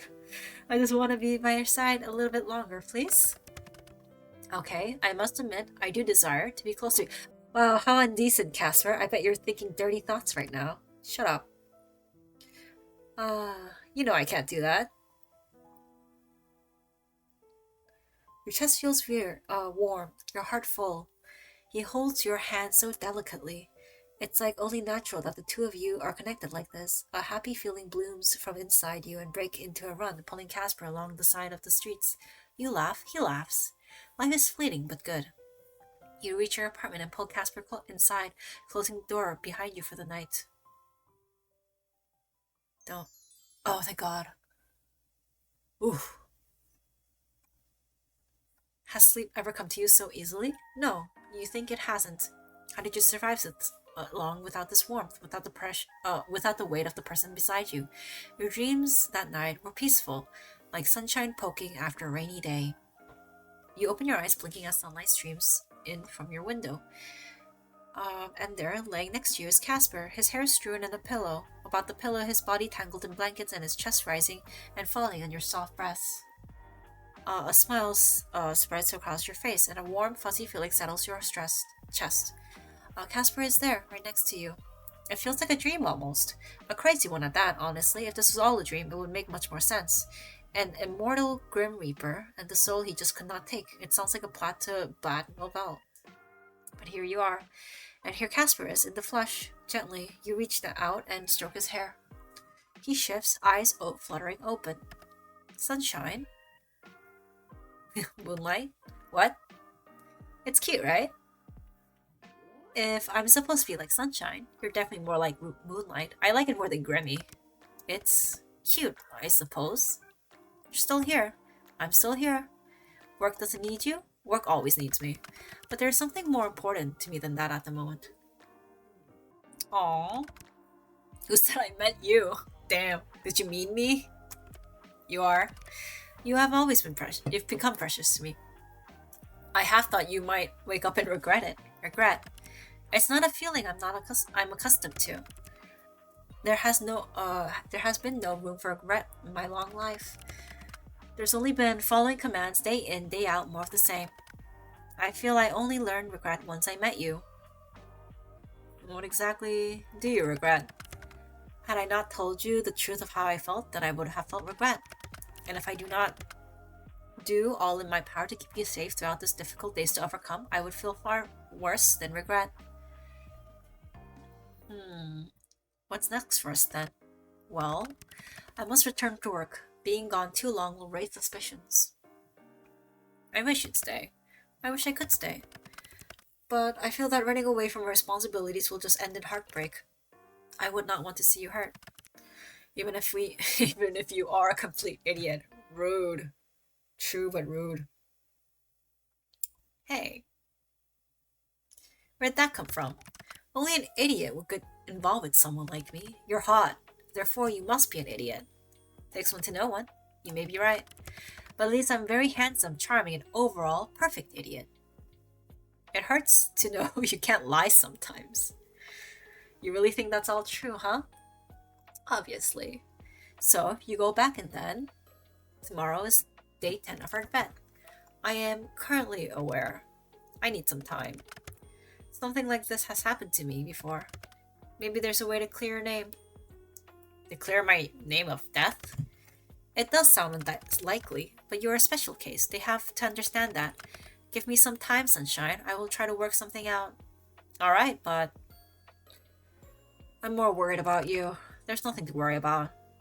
They said they could kill you for not getting my soul. Okay, there is something to worry about then. Bro, why are both of us so brain dead and sharing one singular brain cell? We are not gonna survive. But I did not expect him to act this quickly. I have been a model Grim Reaper for the majority of my lifetime. I would hope that means something. If they're a company, it does not mean anything. Are they gonna go right away? Well, he looks at you with those eyes saying he doesn't want to go. It breaks your heart, just a little bit. How about breakfast first? Oh, please no. Is there some kind of problem? I thought you would be hungry. Why don't we cook together? I'm not sick right now, so I can help. That's not necessary, but I'll allow it. Oh, now I know it won't burn down. Let's be honest here. Even if it burned down, you would be completely unharmed. Well, it wouldn't be my first house fire like that. I know. And what will we make Chef Casper, bro? He started the fire. Any suggestions? I've got something perfect. Vegemite on toast. I have not heard of this Vegemite. What is it? Oh man, why does the main character have bad taste? You're gonna hate this. Wait, before we eat. You didn't bring a change of clothes, did you? No, I hadn't expected to stay the night. Right. I might have something that fits you. I seriously doubt that. No, I really might. Can I pick something? Should I be scared? Of course not. Fine, dress me as you will. I will return whatever you gave me the next time I see you. Yay. You run off searching for something in your wardrobe. There must be something that Casper can fit into, right? You pick. Oh my god. A clownish outfit you pick from somewhere, a military-like outfit with a harness, exile onesie, a turtleneck, high-waisted pants, an oversized jacket, a trendy black and red waistcoat, a comfy sheep outfit. Let me save this for now. And then get the exotic onesie. Oh my god! I know that such clothing would exist. Oh shit! I will treasure this. Don't return this to me. Just keep it. Like, I don't want this in my closet anymore. No, I feel like I won't get it back. I don't want it back, bro. I am no common thief. I will return it. In time. In time being. The amount of time that I will not currently disclose. Oh, he likes it. Oh my god. Have you given it a name? A name for a onesie? Yes. A sibling of Azrael needs a fine name. Aww. Go on, pick something then. Huh. Oliver the Great. What makes him great? Being an exile, of course. Now, Sunshine, Oliver, let us commence breakfast. Damn, this man be LARPing as Oliver. You take Casper by the hand and pull him into the kitchen. What should have been an incredibly simple cooking experience becomes a journey. One's filled with peril and excitement and a healthy dose of chaos. But by the end of it, you have 2 slices of Vegemite on your toast. Casper does not look awfully impressed by the meal. Is this supposed to look like that? To tell you the truth, I've never had it before. Then why are you making it for breakfast? I thought it'd be fun to try something together for the first time. Then let us commence the meal. Casper picks up his slice. You pick up yours. You stare at each other's eyes. Who will draw first? Casper, apparently. He brings the toast to his lips and takes a large bite. You do the same. No, it's terrible. It's strong, it's salty, it's almost meaty. And what a terrible breakfast food. Why would you eat Vegemite? You look like Casper. Oh boy, he is not a fan. He stares back at the toast as if it had said something offensive about his mother. You like it then? It's You can see the conflict in his eyes. He wants to lie so badly.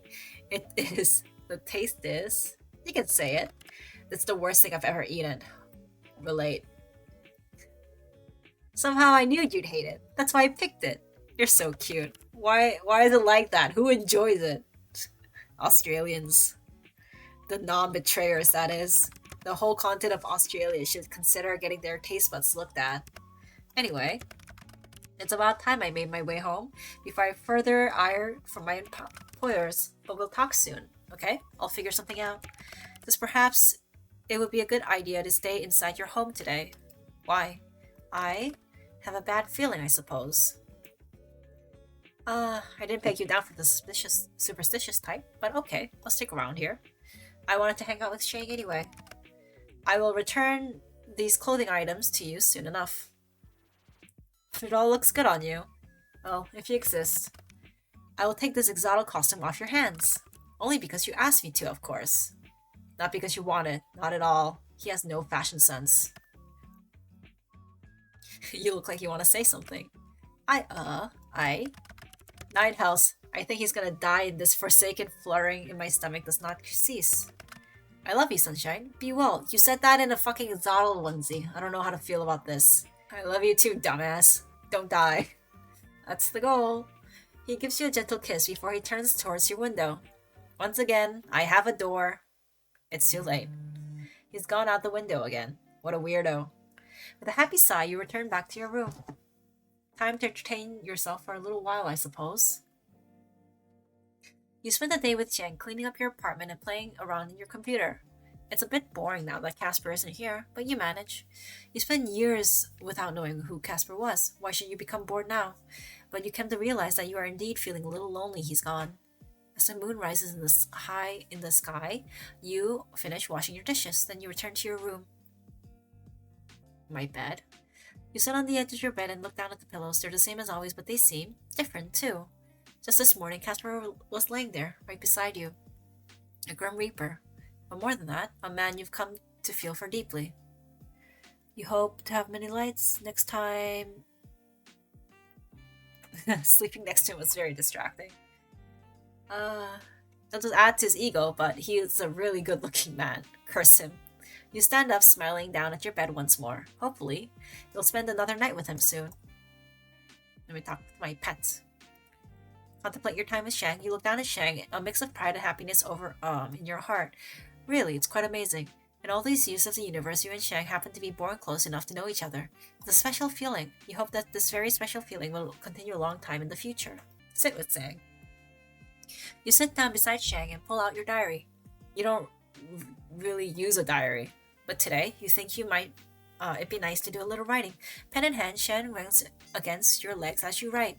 You write about Casper, you write about Shang, you write about your little corner of the world. It's freeing. Let's go eavesdrop on your neighbors. With your mysterious neighbors moving out a couple days ago, eavesdropping has become a lot more boring. Maybe if you decide that you should actually go out and meet some of your neighbors instead of just eavesdropping all the time. Don't meet your neighbors. I don't ever want to do that. Would ever want to do that. You're just thinking of doing that while you hear the footsteps approaching and then stop. Before you have the chance to open your door, a letter slips in your mail slot. The footsteps retreat. Curious, you pick up the letter. Dear neighbor, sorry if this letter comes to you as a surprise, but I promise I'm not a scammer or a con artist or a thief. That's what they all say. My intentions are pure. Anyway, this is your neighbor, kinda, room 4, on the 9th floor. You probably don't know me, but I passed you in the hallways a few times. I should have probably clarified this isn't a confession of my love either. God, should I start this letter again? Ahem. Did Siri write this? Why is this text to speech? I'm moving to a small town called Willow's Mist soon. Just for a few months. You probably haven't heard of it. It's a complete middle of nowhere, lol. I just wanted to tell you that you've seemed very bright lately. We don't know each other, but I was thinking I felt inspired to do this move because of you. Which is, again, crazy, seeing as we don't know each other. It's strange how someone you can only pass by makes such a difference. Whatever it is that's changed for you, I hope it continues. Happiness can be so sparse these days, but you seem to radiate with it. Whatever life takes you, I hope you can enjoy, even when something challenges your brightness. This ended up kind of poetic. My bad. See you around. The weirdo from the ninth floor. You put the letter down and spend some time thinking about the contents. And let's talk to Casper. Did I get a new picture? I forget. The art's so good. My god. Ah. Oh, is this what happens when you reject him? Is he gonna cry? Little baby boy's gonna cry. Oh, why are the sketches so well done? Okay, chat room. Yes.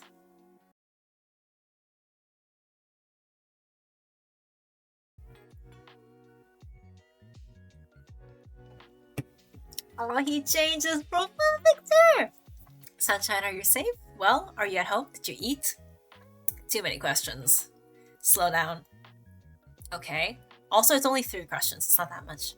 Sun, such an asshole. My god. Alright, you asshole, not that slow. I'll take it to mean you are well. I'm dying. I'm dying. Stay right there. I'm kidding. I'm fine. You should not frighten me so. I'm a little sorry, but it's funny, so it's okay. To scare me? To stare that big back when weeper, yes. Sigh, you are a troublesome mortal, very troublesome. How's everything going? That depends on what you're referring to. In regards to Azrael, he is well. In regards to me, I believe I may go crazy from our current predicament. Oh, I'm glad Azrael's good. As am I. Too much stress is not good for him. What part of is making you so stressed then? Stressed about how good looking I am? The whole forbidden relationship thing? Hot. The way you downplay it is astounding. I wish I had your nonchalance. Thanks. Life is pretty easy when you stop giving such a shit, you know? That is surprisingly good advice. I'm full of good advice. Then give me another piece of it. Time to pull out Roxanne's sage advice. He who chases 2 rabbits chases neither. Catches neither. That is indeed wise. I just said this one because I hate the smelted delta bullshit. Things, I read it on the side of a cereal box. When did cereal become so deep? It's always been deep. Have you ever seen cereal? It's no joke. I feel like you are, as the mortal once said, taking a piss. Jeez. What Australians have you been talking to? Don't stop talking to the Australians. I've taken souls for many people in the world. I hear so many strange things. I hope you tell them about me one day. When everything calms down, I hope to tell you a lot of things. Hey, Casper. Yes, Roxanne? Did you make any progress today? You know, as a whole, you have to take my soul thing. Very little. I was sent on another mission as soon as I returned, and only have come back to the underworld. I'm hoping I can convince them that your soul is not supposed to be taken yet, but... I cannot think of a single case in history where a Reaper has managed to save a mortal. Not a fantastic odds, then. No, not fantastic at all. There are other avenues for me to investigate. A way for me to give up being a Reaper, equally unlikely, though worth pursuing perhaps. Maybe a way to secretly move you from our systems. Whoa, might be going underground?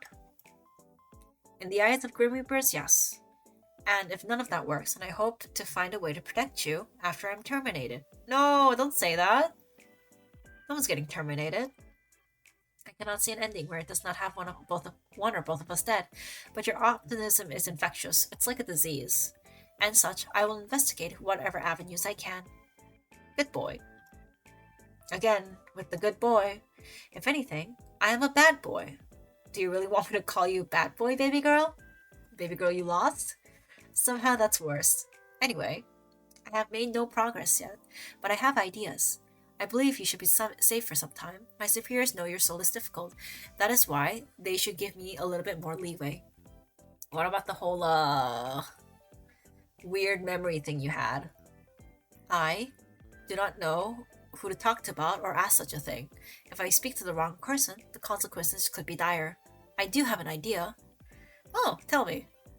Well, in the underworld there is a grand, what do you call it? A library, I suppose. The Library of the Lost.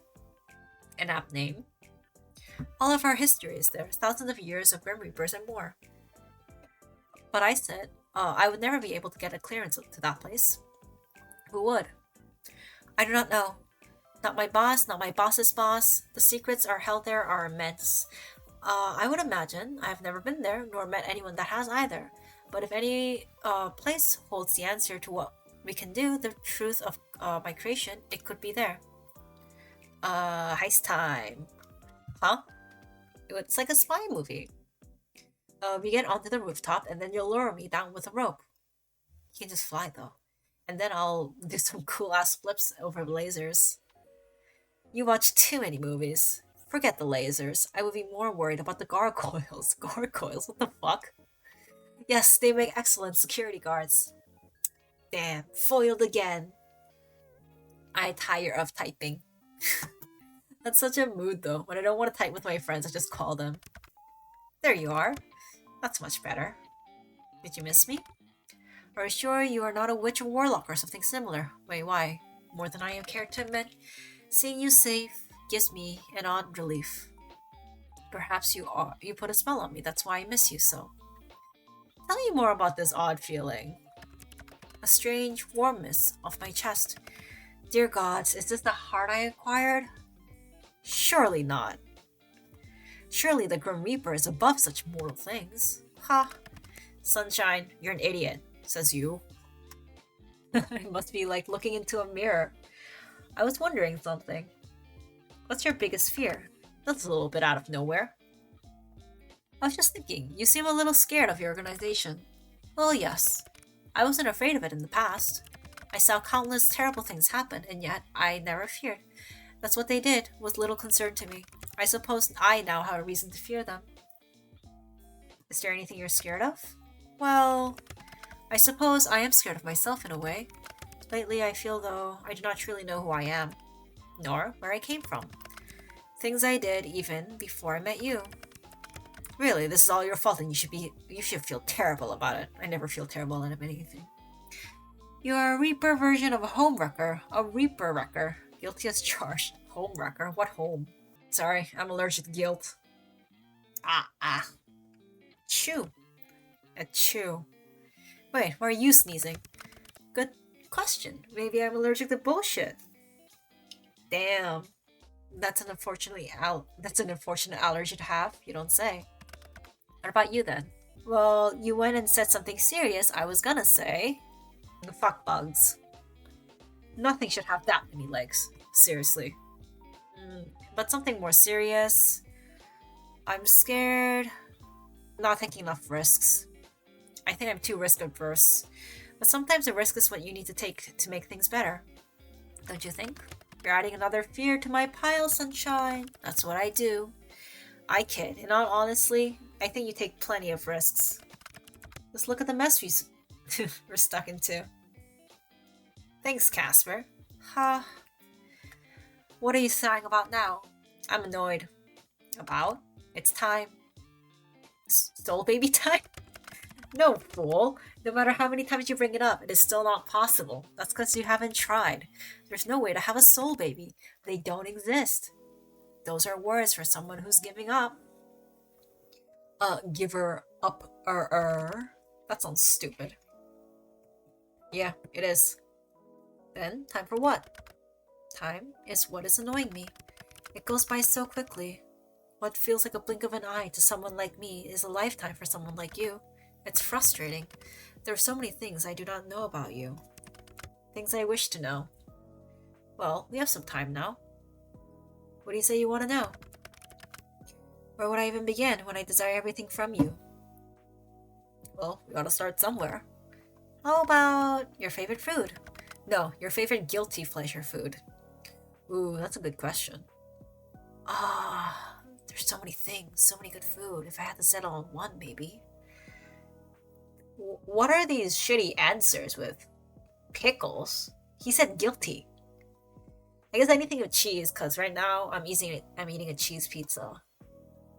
I'm so glad I'm not lactose intolerant. That would be shitty. But that was a terrible joke. Sorry.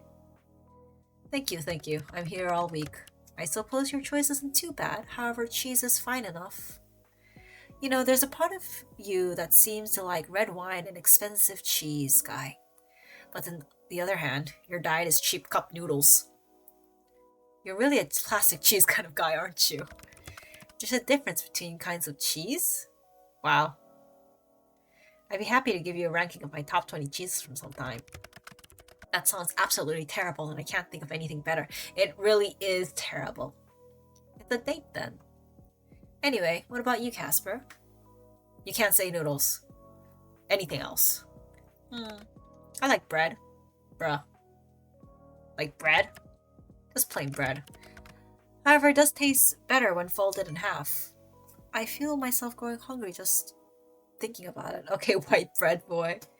This is like that Wikipedia page where it's like a sandwich, but it's a toast sandwich. So you put a slice of bread between two slices of bread. Indeed. It's still inferior to noodles, but it has its perks. A sandwich with nothing in it. Correct. A nothing sandwich. How many times do I have to say yes? Surely it tastes better folded or not. That's very strange, but he does seem to have a palate of like a 5-year-old who would only eat chicken nuggets. It could be weirder. When we're moving in together, I'm gonna introduce you to so much more food. And if I'm not, I feel like I have a moral obligation to get you eating better. But going back to noodles, what kind of flavors do you like? Ah, the old age questions. What makes it an old age question? It's a question as old as time. I feel like it's only as old as noodles existing. If I were not so busy and important, perhaps I would write an essay on this topic. There's so many good flavors, but only some may claim to be great. I bet you like plain chicken noodles. Sitting in third place, sweet chili. Ooh, getting a little spicy. In second, seafood, the milky broth, chewy calamari, and plum vinegar flavor. Ah, the mouth is just alright from thinking about it. How can your mouth be allied? It's a figure of speech. Not one I've heard about before. And in the first place, drum roll please. Ba-dum-bam. Original. Really? Of course it's original. Ah, you're so basic sometimes. There's a reason it is the best selling. Nothing can beat the original. We can name our soul baby the original. It's a little conventional, but you know, in this day and age, you can name your baby anything. Original. But what a terrible joke, and you should feel awful about it. I won't even mention once again we are not having soul babies. You're starting to sound like you're agreeing they exist. They do not. I swear you. No! What the? Oh, it's red. Casper, the call disconnected. Why is it red? Wait, did you hang up on me? Hello? Casper? Hello, sunshine. Oh. That's not Casper. Unfortunately, Casper couldn't make it. What a shame. Instead, it's just you and me. Who are you? Who I am is not important. I'm far more interested in you. Roxanne F. Boy, the keeper of an incredibly rare soul. Sadly, that soul no longer belongs to you. My organization doesn't appreciate those who withhold their property. You're Grim Reaper. I am Death. The one you call Casper has been infected with mortal desires and must now face the consequences. As will you. Oh, you think you can just threaten me? I know I can, and these are not threats but promises. Perhaps you will think me unkind? Then you would be correct. We are not kind, we are just. And I will give you a final chance to reconsider. Come with me, and I'll promise you will face a quick end. And if I do, will you let Casper go? Perhaps. That will depend on you. I don't believe you. You will see in time how ill-thought your decision is, sunshine. Lock the door and your windows if you like, but I'll be there soon enough. Goodbye. Wait. Just leave Casper alone. You set down your computer, then back away from your desk before noticing a little envelope sitting right next to your closed laptop. When did it get there? It's black with a red seal on it, which you open carefully. You'll find two things inside, a letter and a key card. Dearest Roxanne, would you like to know the truth? Then come alone. There's no name at the bottom of the letter. Your eyes go to the door, and you lock it anyway, despite what the stranger has told you. You move to your window, and you hear a knock at the door. Uh, Stay still, don't make noise. The knocking continues, and again a little louder. Oi, sunshine! Casper? Who else has such a handsome, unforgettable voice? What is your exotic called? What? Answer the question and I'll open the door. Azrael, of course. Lord Azrael the Great, if you want to get technical. Huh? I've never heard the rest of his name. You open the door and there's a slightly windswept and only Casper. Sorry, my app was playing up, so I wanted to make sure you were okay. Shh. You grab him by the arm and pull him inside and lock the door behind both of you. Someone messaged me. Someone else? Show Casper the message.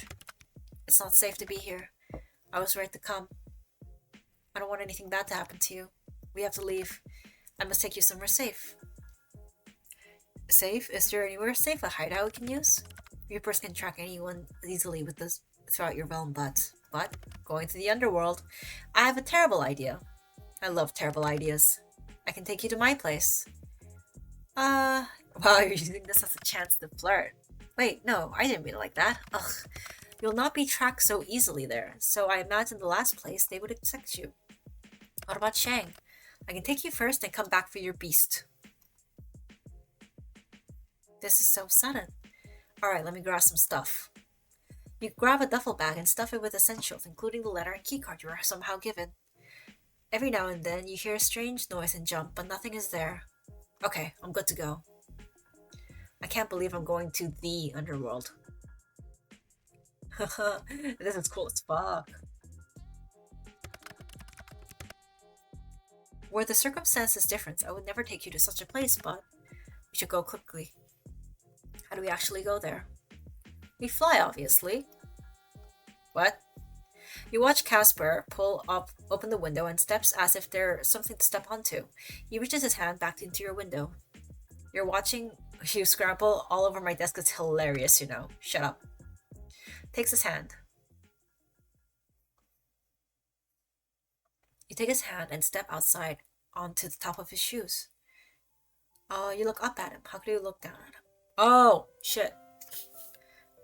You look down at him if you're tall, and you look up at him if you're short. This is giving me away. My knight in shining armor. I've never been knighted, so you must be talking about someone else. Didn't say you take me flying, by the way. Things change. You nearly cry out when Casper moves, shifting you into his arms as the two of you start drifting through the night sky like a pair of shooting stars. It's strangely freeing feeling flying, but you think you'd feel fear flying or trepidation, but instead you just feel in awe. The world goes on below you, lights and buildings, streets and cars. It all seems so small. This is amazing. Wait, can people see us? Us? No, not at all. I don't like how the way you're saying that. They would see you hanging onto a bird. Girl. If I'm on the morning news, it's all your fault. True, but it will be hilarious. Whatever response you're about to call out to Casper is lost in the void of darkness consumes the both of you. Your stomach drops as you are falling, and then gone. You're standing in a place you've only ever seen with your laptop screen. Aw, a word of warning would have been nice. Casper gently settles your feet onto the floor, but you can't help notice his arms around you are almost protective. I would say welcome, but I think this is hardly the appropriate considering the situation. I have to admit, seeing you standing here, in my space, I find myself enjoying the sight, while simultaneously wishing you were elsewhere. You watch Casper fiddle with his hair, worrying on his face. Only when your eyes meet does he ever smile again, strained as it is. We'll figure it out, I suppose. But there's always a time when things cannot be figured out, Sunshine. Everything has to come to an end eventually. I feel like I'm falling, every now, with my feet on solid ground. You know, Casper, there's only one thing I'm really good at, making jokes at inappropriate moments. Well, yes, but that wasn't what I was going for. It's avoiding death, you know? Kind of my thing. Since we're so wrapped up together, maybe you'll get a bit of my good luck. Huh. Perhaps that stubborn streak of yours I despised for so long is a good thing after all. It's one of my charm points. It has grown on me. I keep you on your toes, huh? Like nothing else. Putting that aside, though, what's the plan here? Oh, fuck. What did I say? What did I say? God damn. That idea does seem appealing. What, staying by your inside forever? Inside with you forever? You're such a good flirt. Now you're tempting me. Alas, no, we need more permanent solution.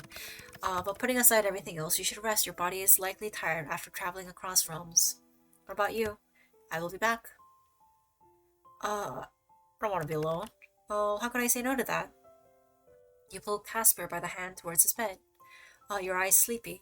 It really did take a lot out of you. You wonder for the moment how Casper can do so much. You lay back and then pull him towards you, his hand wrapped around your waist and nestled in the crook of his neck. It's warm and comfortable. Being held by him just feels right, feeling his chest rise and fall and his heart beating. The warmth of his skin and the softness of his hair, his fingers stroking gently across your cheek.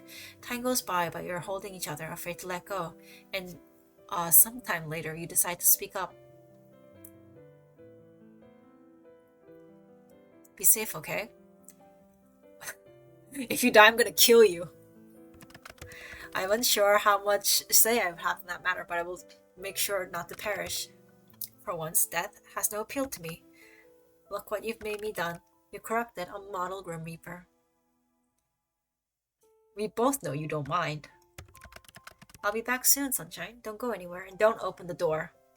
Don't be out for too long then.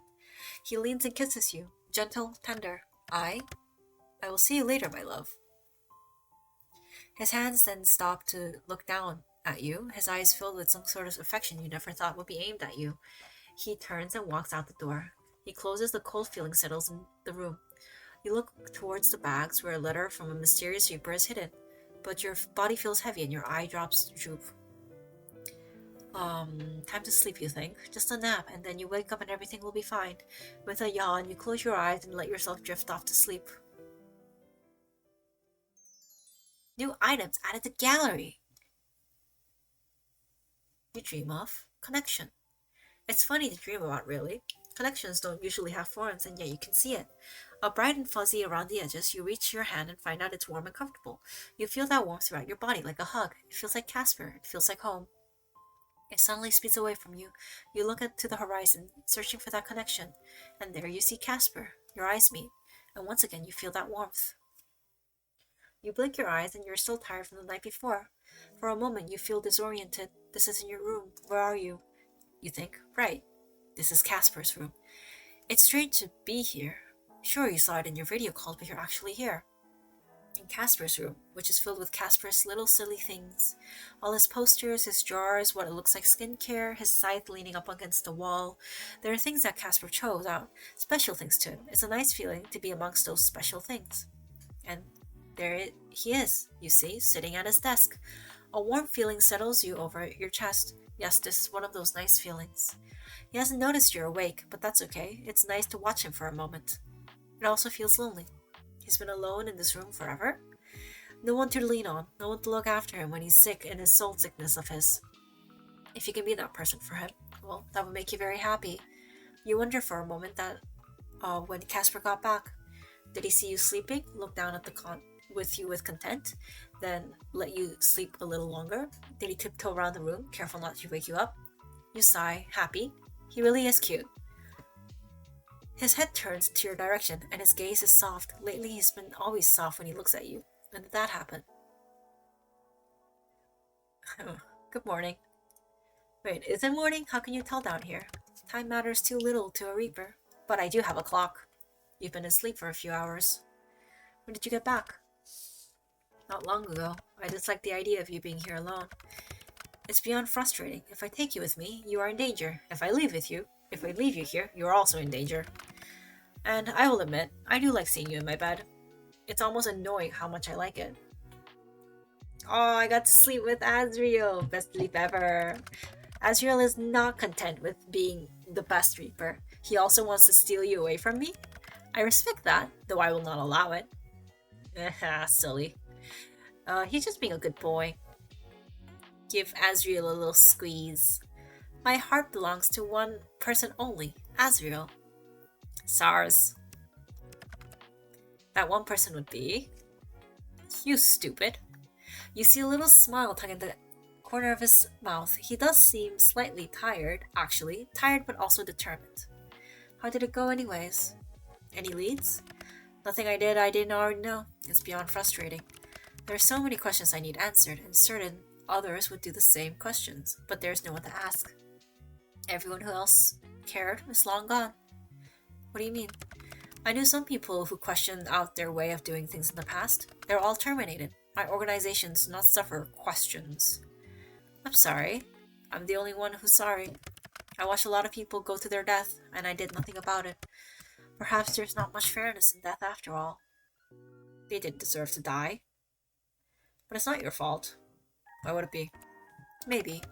Anyway, I can find that no one here can speak to confidence. And if I were to say the wrong thing to the wrong person, it's just two of us against the world then. Well, that's the two of us against a buttload of Reapers. You know, I might have an idea or two up my sleeve. I own plenty of sleeves. So here's the thing. I have this thing. How lovely. I do love things. So, are you going to elaborate? It would be funnier if I didn't. Show Casper the letter and key card. What? Where did you get this? It was on my desk. After the Reaper spoke to me yesterday? You cannot go on their own. There's no chance I will make you go alone. Wait. What if I did go alone? Are you crazy? Maybe, but that's besides the point. Whoever did this, they're obviously trying to trick me. It's such an obvious trap. Maybe they think I'm stupid or something. I mean, girl, hey. But can't we use this to our advantage? What if they do know something that could help? What if they just kill you? You should know that I'm famously hard to kill. Yes, but not impossible to kill. How do you know? I haven't died once. It's too much of a risk. Trust me. Ha. You're my only weakness, Sunshine. That and you type incorrectly a lot. I do not. You really do. God, this was such a stupid idea. Stupid ideas are my forte, you know that. You Reapers have a lot of rules and laws, right? More than you'll be ever to count. I don't know. I can count to 100. But if there's anything I can do, or could give me some more time, I think there could be something. You watch Casper cross the room and then pull out a thick leather book from his shelf. That thing is at least 2,000 pages long. Ugh. It's no longer a book, it's a murder weapon. Here, you have a lot of old antique laws that technically are followed, but they are forgotten. If the one hunting you strictly follows rules, this may help. The law of final service? It's ancient and rarely invoked, as humans do not know they exist. When a Reaper arrives to take a soul, a human may call upon this law to be aided by the Reaper in a specific final task. They must help you for exactly 1 hour before being able to take your soul. That's kind of nice. Well, there's a reason it's mostly lost time. I myself only recently learned of it while trying to find some solution to our problem. So they just have to do whatever I say? Within reason. It must be something that can reasonably accomplish, and they have to help however they can. But once their hour is out, there's no extending it.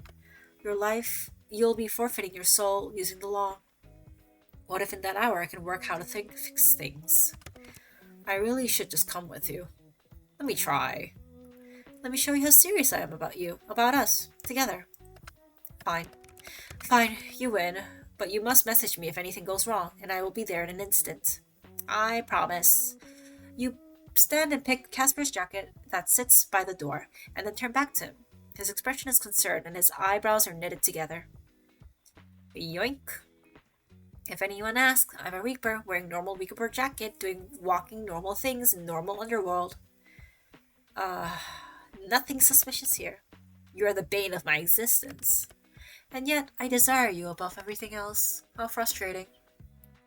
I like frustrating you. Stay safe. Shall wait for your message, and I will be there. Don't do anything stupid. Ooh, I'm not very good at that. You leave a gentle kiss against Casper's lips and open the door. I love you. You step outside and keep your head down. Even though you expected it, it's strange for your body to tell something in the morning but only see darkness outside. A small reminder that you are not home. You keep your hands clasped around your key card and keep walking.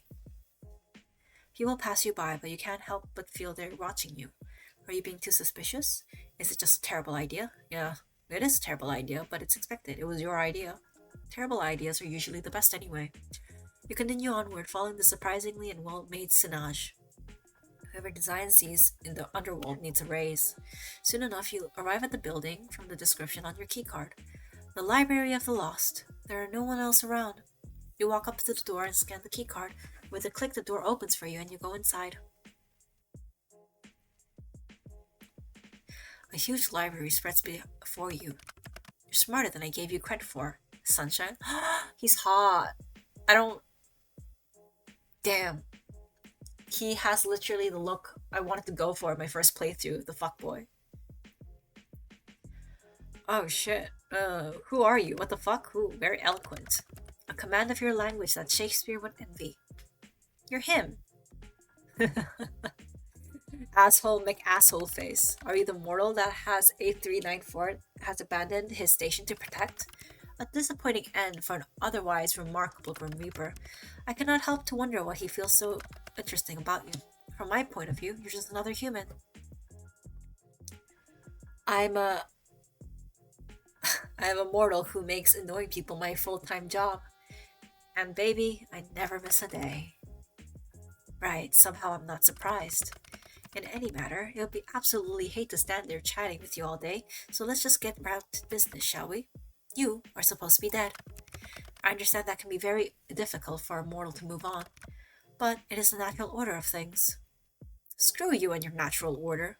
If I was supposed to be dead, I'd be dead. So you think you're above the rules? Why should you live when others have died? Maybe they shouldn't have died either. And why would you discard the cycle of life and death? If no one died, do you think your realm would survive? Perhaps it might seem unfair to you, but the only fairness is in death. Yada yada yada, it's not my first rodeo, buckaroo. You will give up your soul. I will teach you that there are consequences for your action. I am the consequences. Hi, consequences. I'm Roxanne. How do you do? That is not my name. I think it is. It is not. I think you're wrong. I do not have a name. Ah. Are you taking suggestions? Reapers do not have names. How about... Jeremy. Why 8394 would give up everything for someone so aggravating, I will never understand. I tire of this. How about it's time to finish up here? He walks towards you, scythe in hand. It's a big scythe, actually. Ooh, you compensating for something? Bad boy, put it down. He continues towards you. You know what? I have a much better idea than me dying. How about, you help me search this library so I can get my name off your stupid list. Excuse me? Even better, get something that gets both me and Casper off your radar. You must be stupid to even suggest I would. Have you heard of the law of final service? The law is greatly outdated. You seem like someone who likes following rules, even if they are old. Am I wrong? Damn it all. Fine, I'll play by your game. From this moment, I am be your service for 1 hour only. By the end of the hour, your soul is rightfully belonging to me. Are you gonna call me master? No. What if I say please? No. Ooh. Fine, what I actually want you to do is search this place for anything that could possibly help Casper and I. And you would determine what will help you? Because I believe that. I should be more clear. It has to be something that will help us not be hunted anymore. I want to go home, and I want Casper to go home with me. So be it. He turns around towards the numerous books. Now that you have a proper look at the room, there are way too many books here. Could an hour be enough? It has to be. Talking to yourself? Get back to work, Reaper boy. That is not my name. You have no name. If you must refer to me, I am 5012. Can I call you 5 for short? No. He turns back, beginning to search the room. In the meantime, you open your bag where your laptop is slipped in. You boot it up.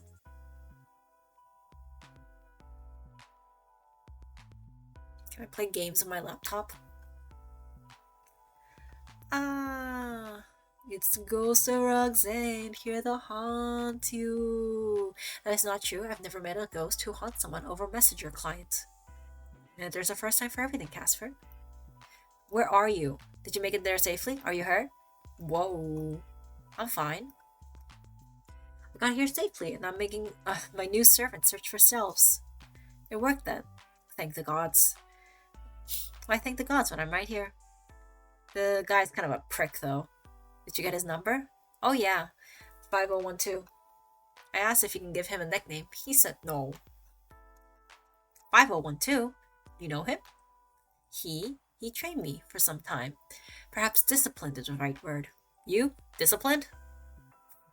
Were you a bad boy? I am the best Grim Reaper now, but I was not always this way. And here, I thought you were born perfect. It's an easy mistake to make when it comes to me. I am an ideal specimen. Nearly flawless. Huh. Maybe you and this guy are pretty similar, actually. What do you mean by that? He's old, pompous, cocky, conceited prick. Yeah, pop me kettle. Anyway, I'm gonna help search. I will come and assist you. I also want to keep my eyes on 5012. I do not trust him. I'm pretty jealous. Are you jealous of spending some time with someone else? No. The fact that the Reaper who should be by your side is me is besides the point. Of course, that has nothing to do with me. Casper, my love. My most dearest. My beloved. You're so jealous. Oh. How cute. But don't come yet. I need you to be a surprise. What? You expect me to jump out of a cake or something? Yes, nude. Okay, no, I was not being serious about that. A shame. Let's workshop the cake idea later. I will not be doing that. We're putting a pin in it. No, we're not. At our wedding. But what I actually meant was he was expecting you to turn up now. If you wait until the hour is up, he's gonna think he's won. I want to wipe that smug look off his face. All of that, risking your life, because you want to bully him? A little bit. You Reapers are just so bullyable. Fine. Gods, this is infiltrating. All I can do is pace and worry. Aw, that's a cute picture in my head. If you find anything, or the hour has come close, call for me. I will be there. I'll message you. No, I believe that is not needed. Our connection. Even now, part of my soul still resides within you, even the smallest part, but if you call for me, I'll be there. I'll call real loud. See you soon. Stay safe. My stray ray of sunshine. You found anything, Reaper Boy? Many things, human. Books, mostly. Ah. You are such a comedian. Anything useful, doofus? She's such a bully there. Anything to save you from this inevitable demise? No. Keep looking. Exactly 45 minutes and 17 seconds have left of my service. Perhaps you should consider using me for something more meaningful. To say goodbye to your family, your friends, or whoever has the displeasure of knowing you. Prick. Or we could just spend it chatting. That would be fun. I will continue searching. Thank you. Start searching. 45 minutes has become 30, then 20, then 10. When 5 minutes are left, you look at the book in your hands. I found something. All of these books suck. Why is there so much? Well, this is not just a library. It's a collection of our past. Of course the books are heavy with history, politics, and whatnot. Do you really think a book would miraculously appear and solve all of your problems? Life is not often that convenient. It's best to give up now and accept what it's become. It will make the passing on you much easier for your frail human body. Keep looking. Until the last moment. If it pleases you. You keep looking, flinging the books from the shelf, scanning them as fast as possible. 3 minutes left. So many words, you're not even sure if you're reading them anymore. You're just searching for something, anything. 2 minutes. And then something, a smallest glimmer. A scruffy book, not even a title. You don't know what drew you in, but it pulls you off from the shelf. Your fingers off the corner and you pull the book. Handwritten, old, very old. You flick through the pages and you can feel yourself shaking. There's no time. You scan the pages as fast as you can, your eyes flickering over the words. 1 minute. The exist of the middle, life and death, is the mortal and grim reaper. There is a middle that I haven't studied, and though I hope to change that, it is difficult to consider. Studying it properly would require two humans, two people, a Grim Reaper and a mortal with an incredibly strong soul, and yet we have to. This is an entry that will be focused on the theoretical side of this, how this bond could work, how these souls could merge, and how these being could exist. This idea is that two souls' connection is beyond ordinary, combined to have exceptional parts of their souls. That being that created is from the fusion that can hold the weight both of their souls and provide some kind of protection from them. Reapers would no longer experience soul sickness. In fact, they would not really be Grim Reapers any longer. And the human would no longer age. They would not be part of the birth and life cycle anymore.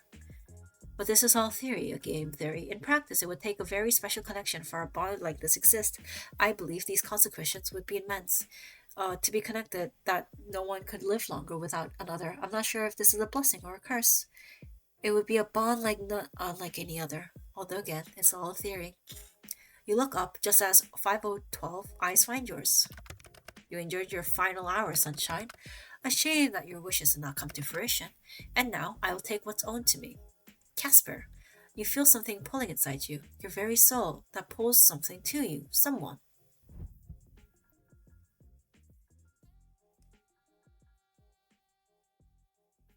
You blink and your eyes are feeling, and they reopen, and you see Casper. You came. You called. Welcome, Casper. It's been some time. A shame our reunion couldn't be under better circumstances. I suppose I will always be cleaning up your mess. Say your final goodbyes. Just try it. I won't let you touch my mortal. The fact that you think you can stand against me is hysterical. Casper, do you trust me? Unfortunately. Meet me on the bridge. On the what? Whatever else he says, lost, and you close your eyes with concentrate. You picture a bridge as calm as you try to calm your mind. One step and then another. You hold on to the handrails as you walk. It's funny being back here. It somehow feels like years since you and Casper did this for the first time. But you know it's only been a few days now. You look up and your eyes shut tight, but you see him. Casper. Where are you going? You, me, soul baby. Sunshine, for the last time, soul babies are not real. I think they might be, actually. What do you mean? We'll combine a part of each of our souls. Is this really what you want? What I really want is to be with you. If that's what you want too. Sunshine, I want nothing else except for you.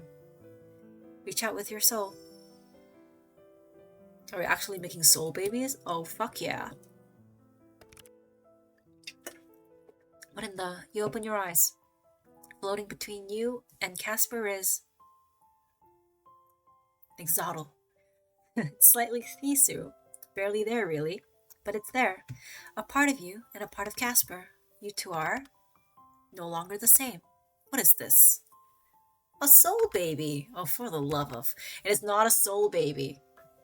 It's effectively a soul baby. I wonder if he'll have your eyes or mine.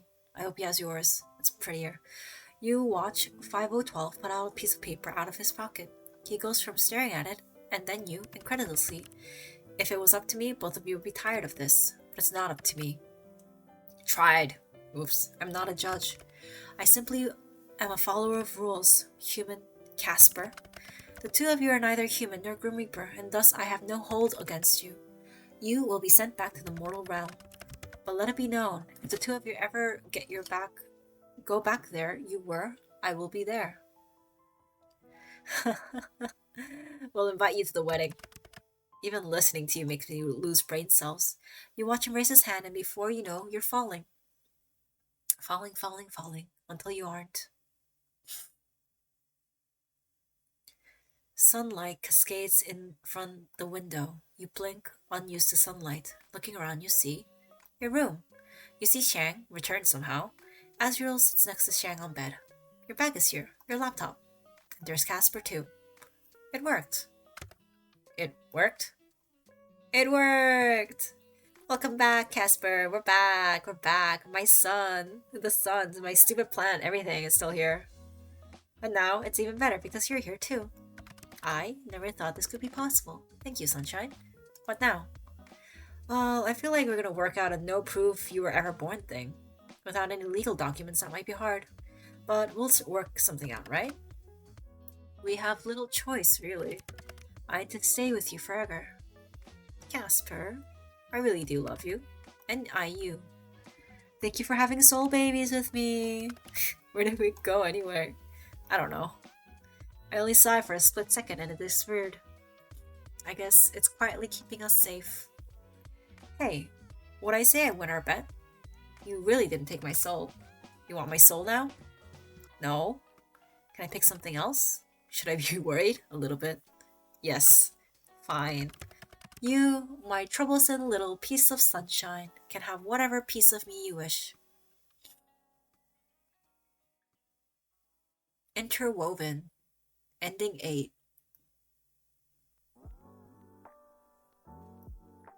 Oh, what the fuck? There was more! Oh, the sound of water splashing, lapping against the tub as someone steps in. You noticed that a lot lately. Little sounds that you didn't hear when you lived alone. The sound of sheets shifting as you lay still.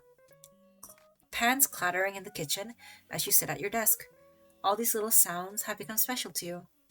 The sound of someone else sharing your space. It's enough to make you smile. Aww, I got the bath ending. Is this really all what you wanted? Hell yeah. It is. Sit still. This is more of a reward from myself than you. Then stop wiggling. There. Does it feel nice? Casper? Yes, it feels nice. Why are you so distracted? I am in a bathtub and you are right there.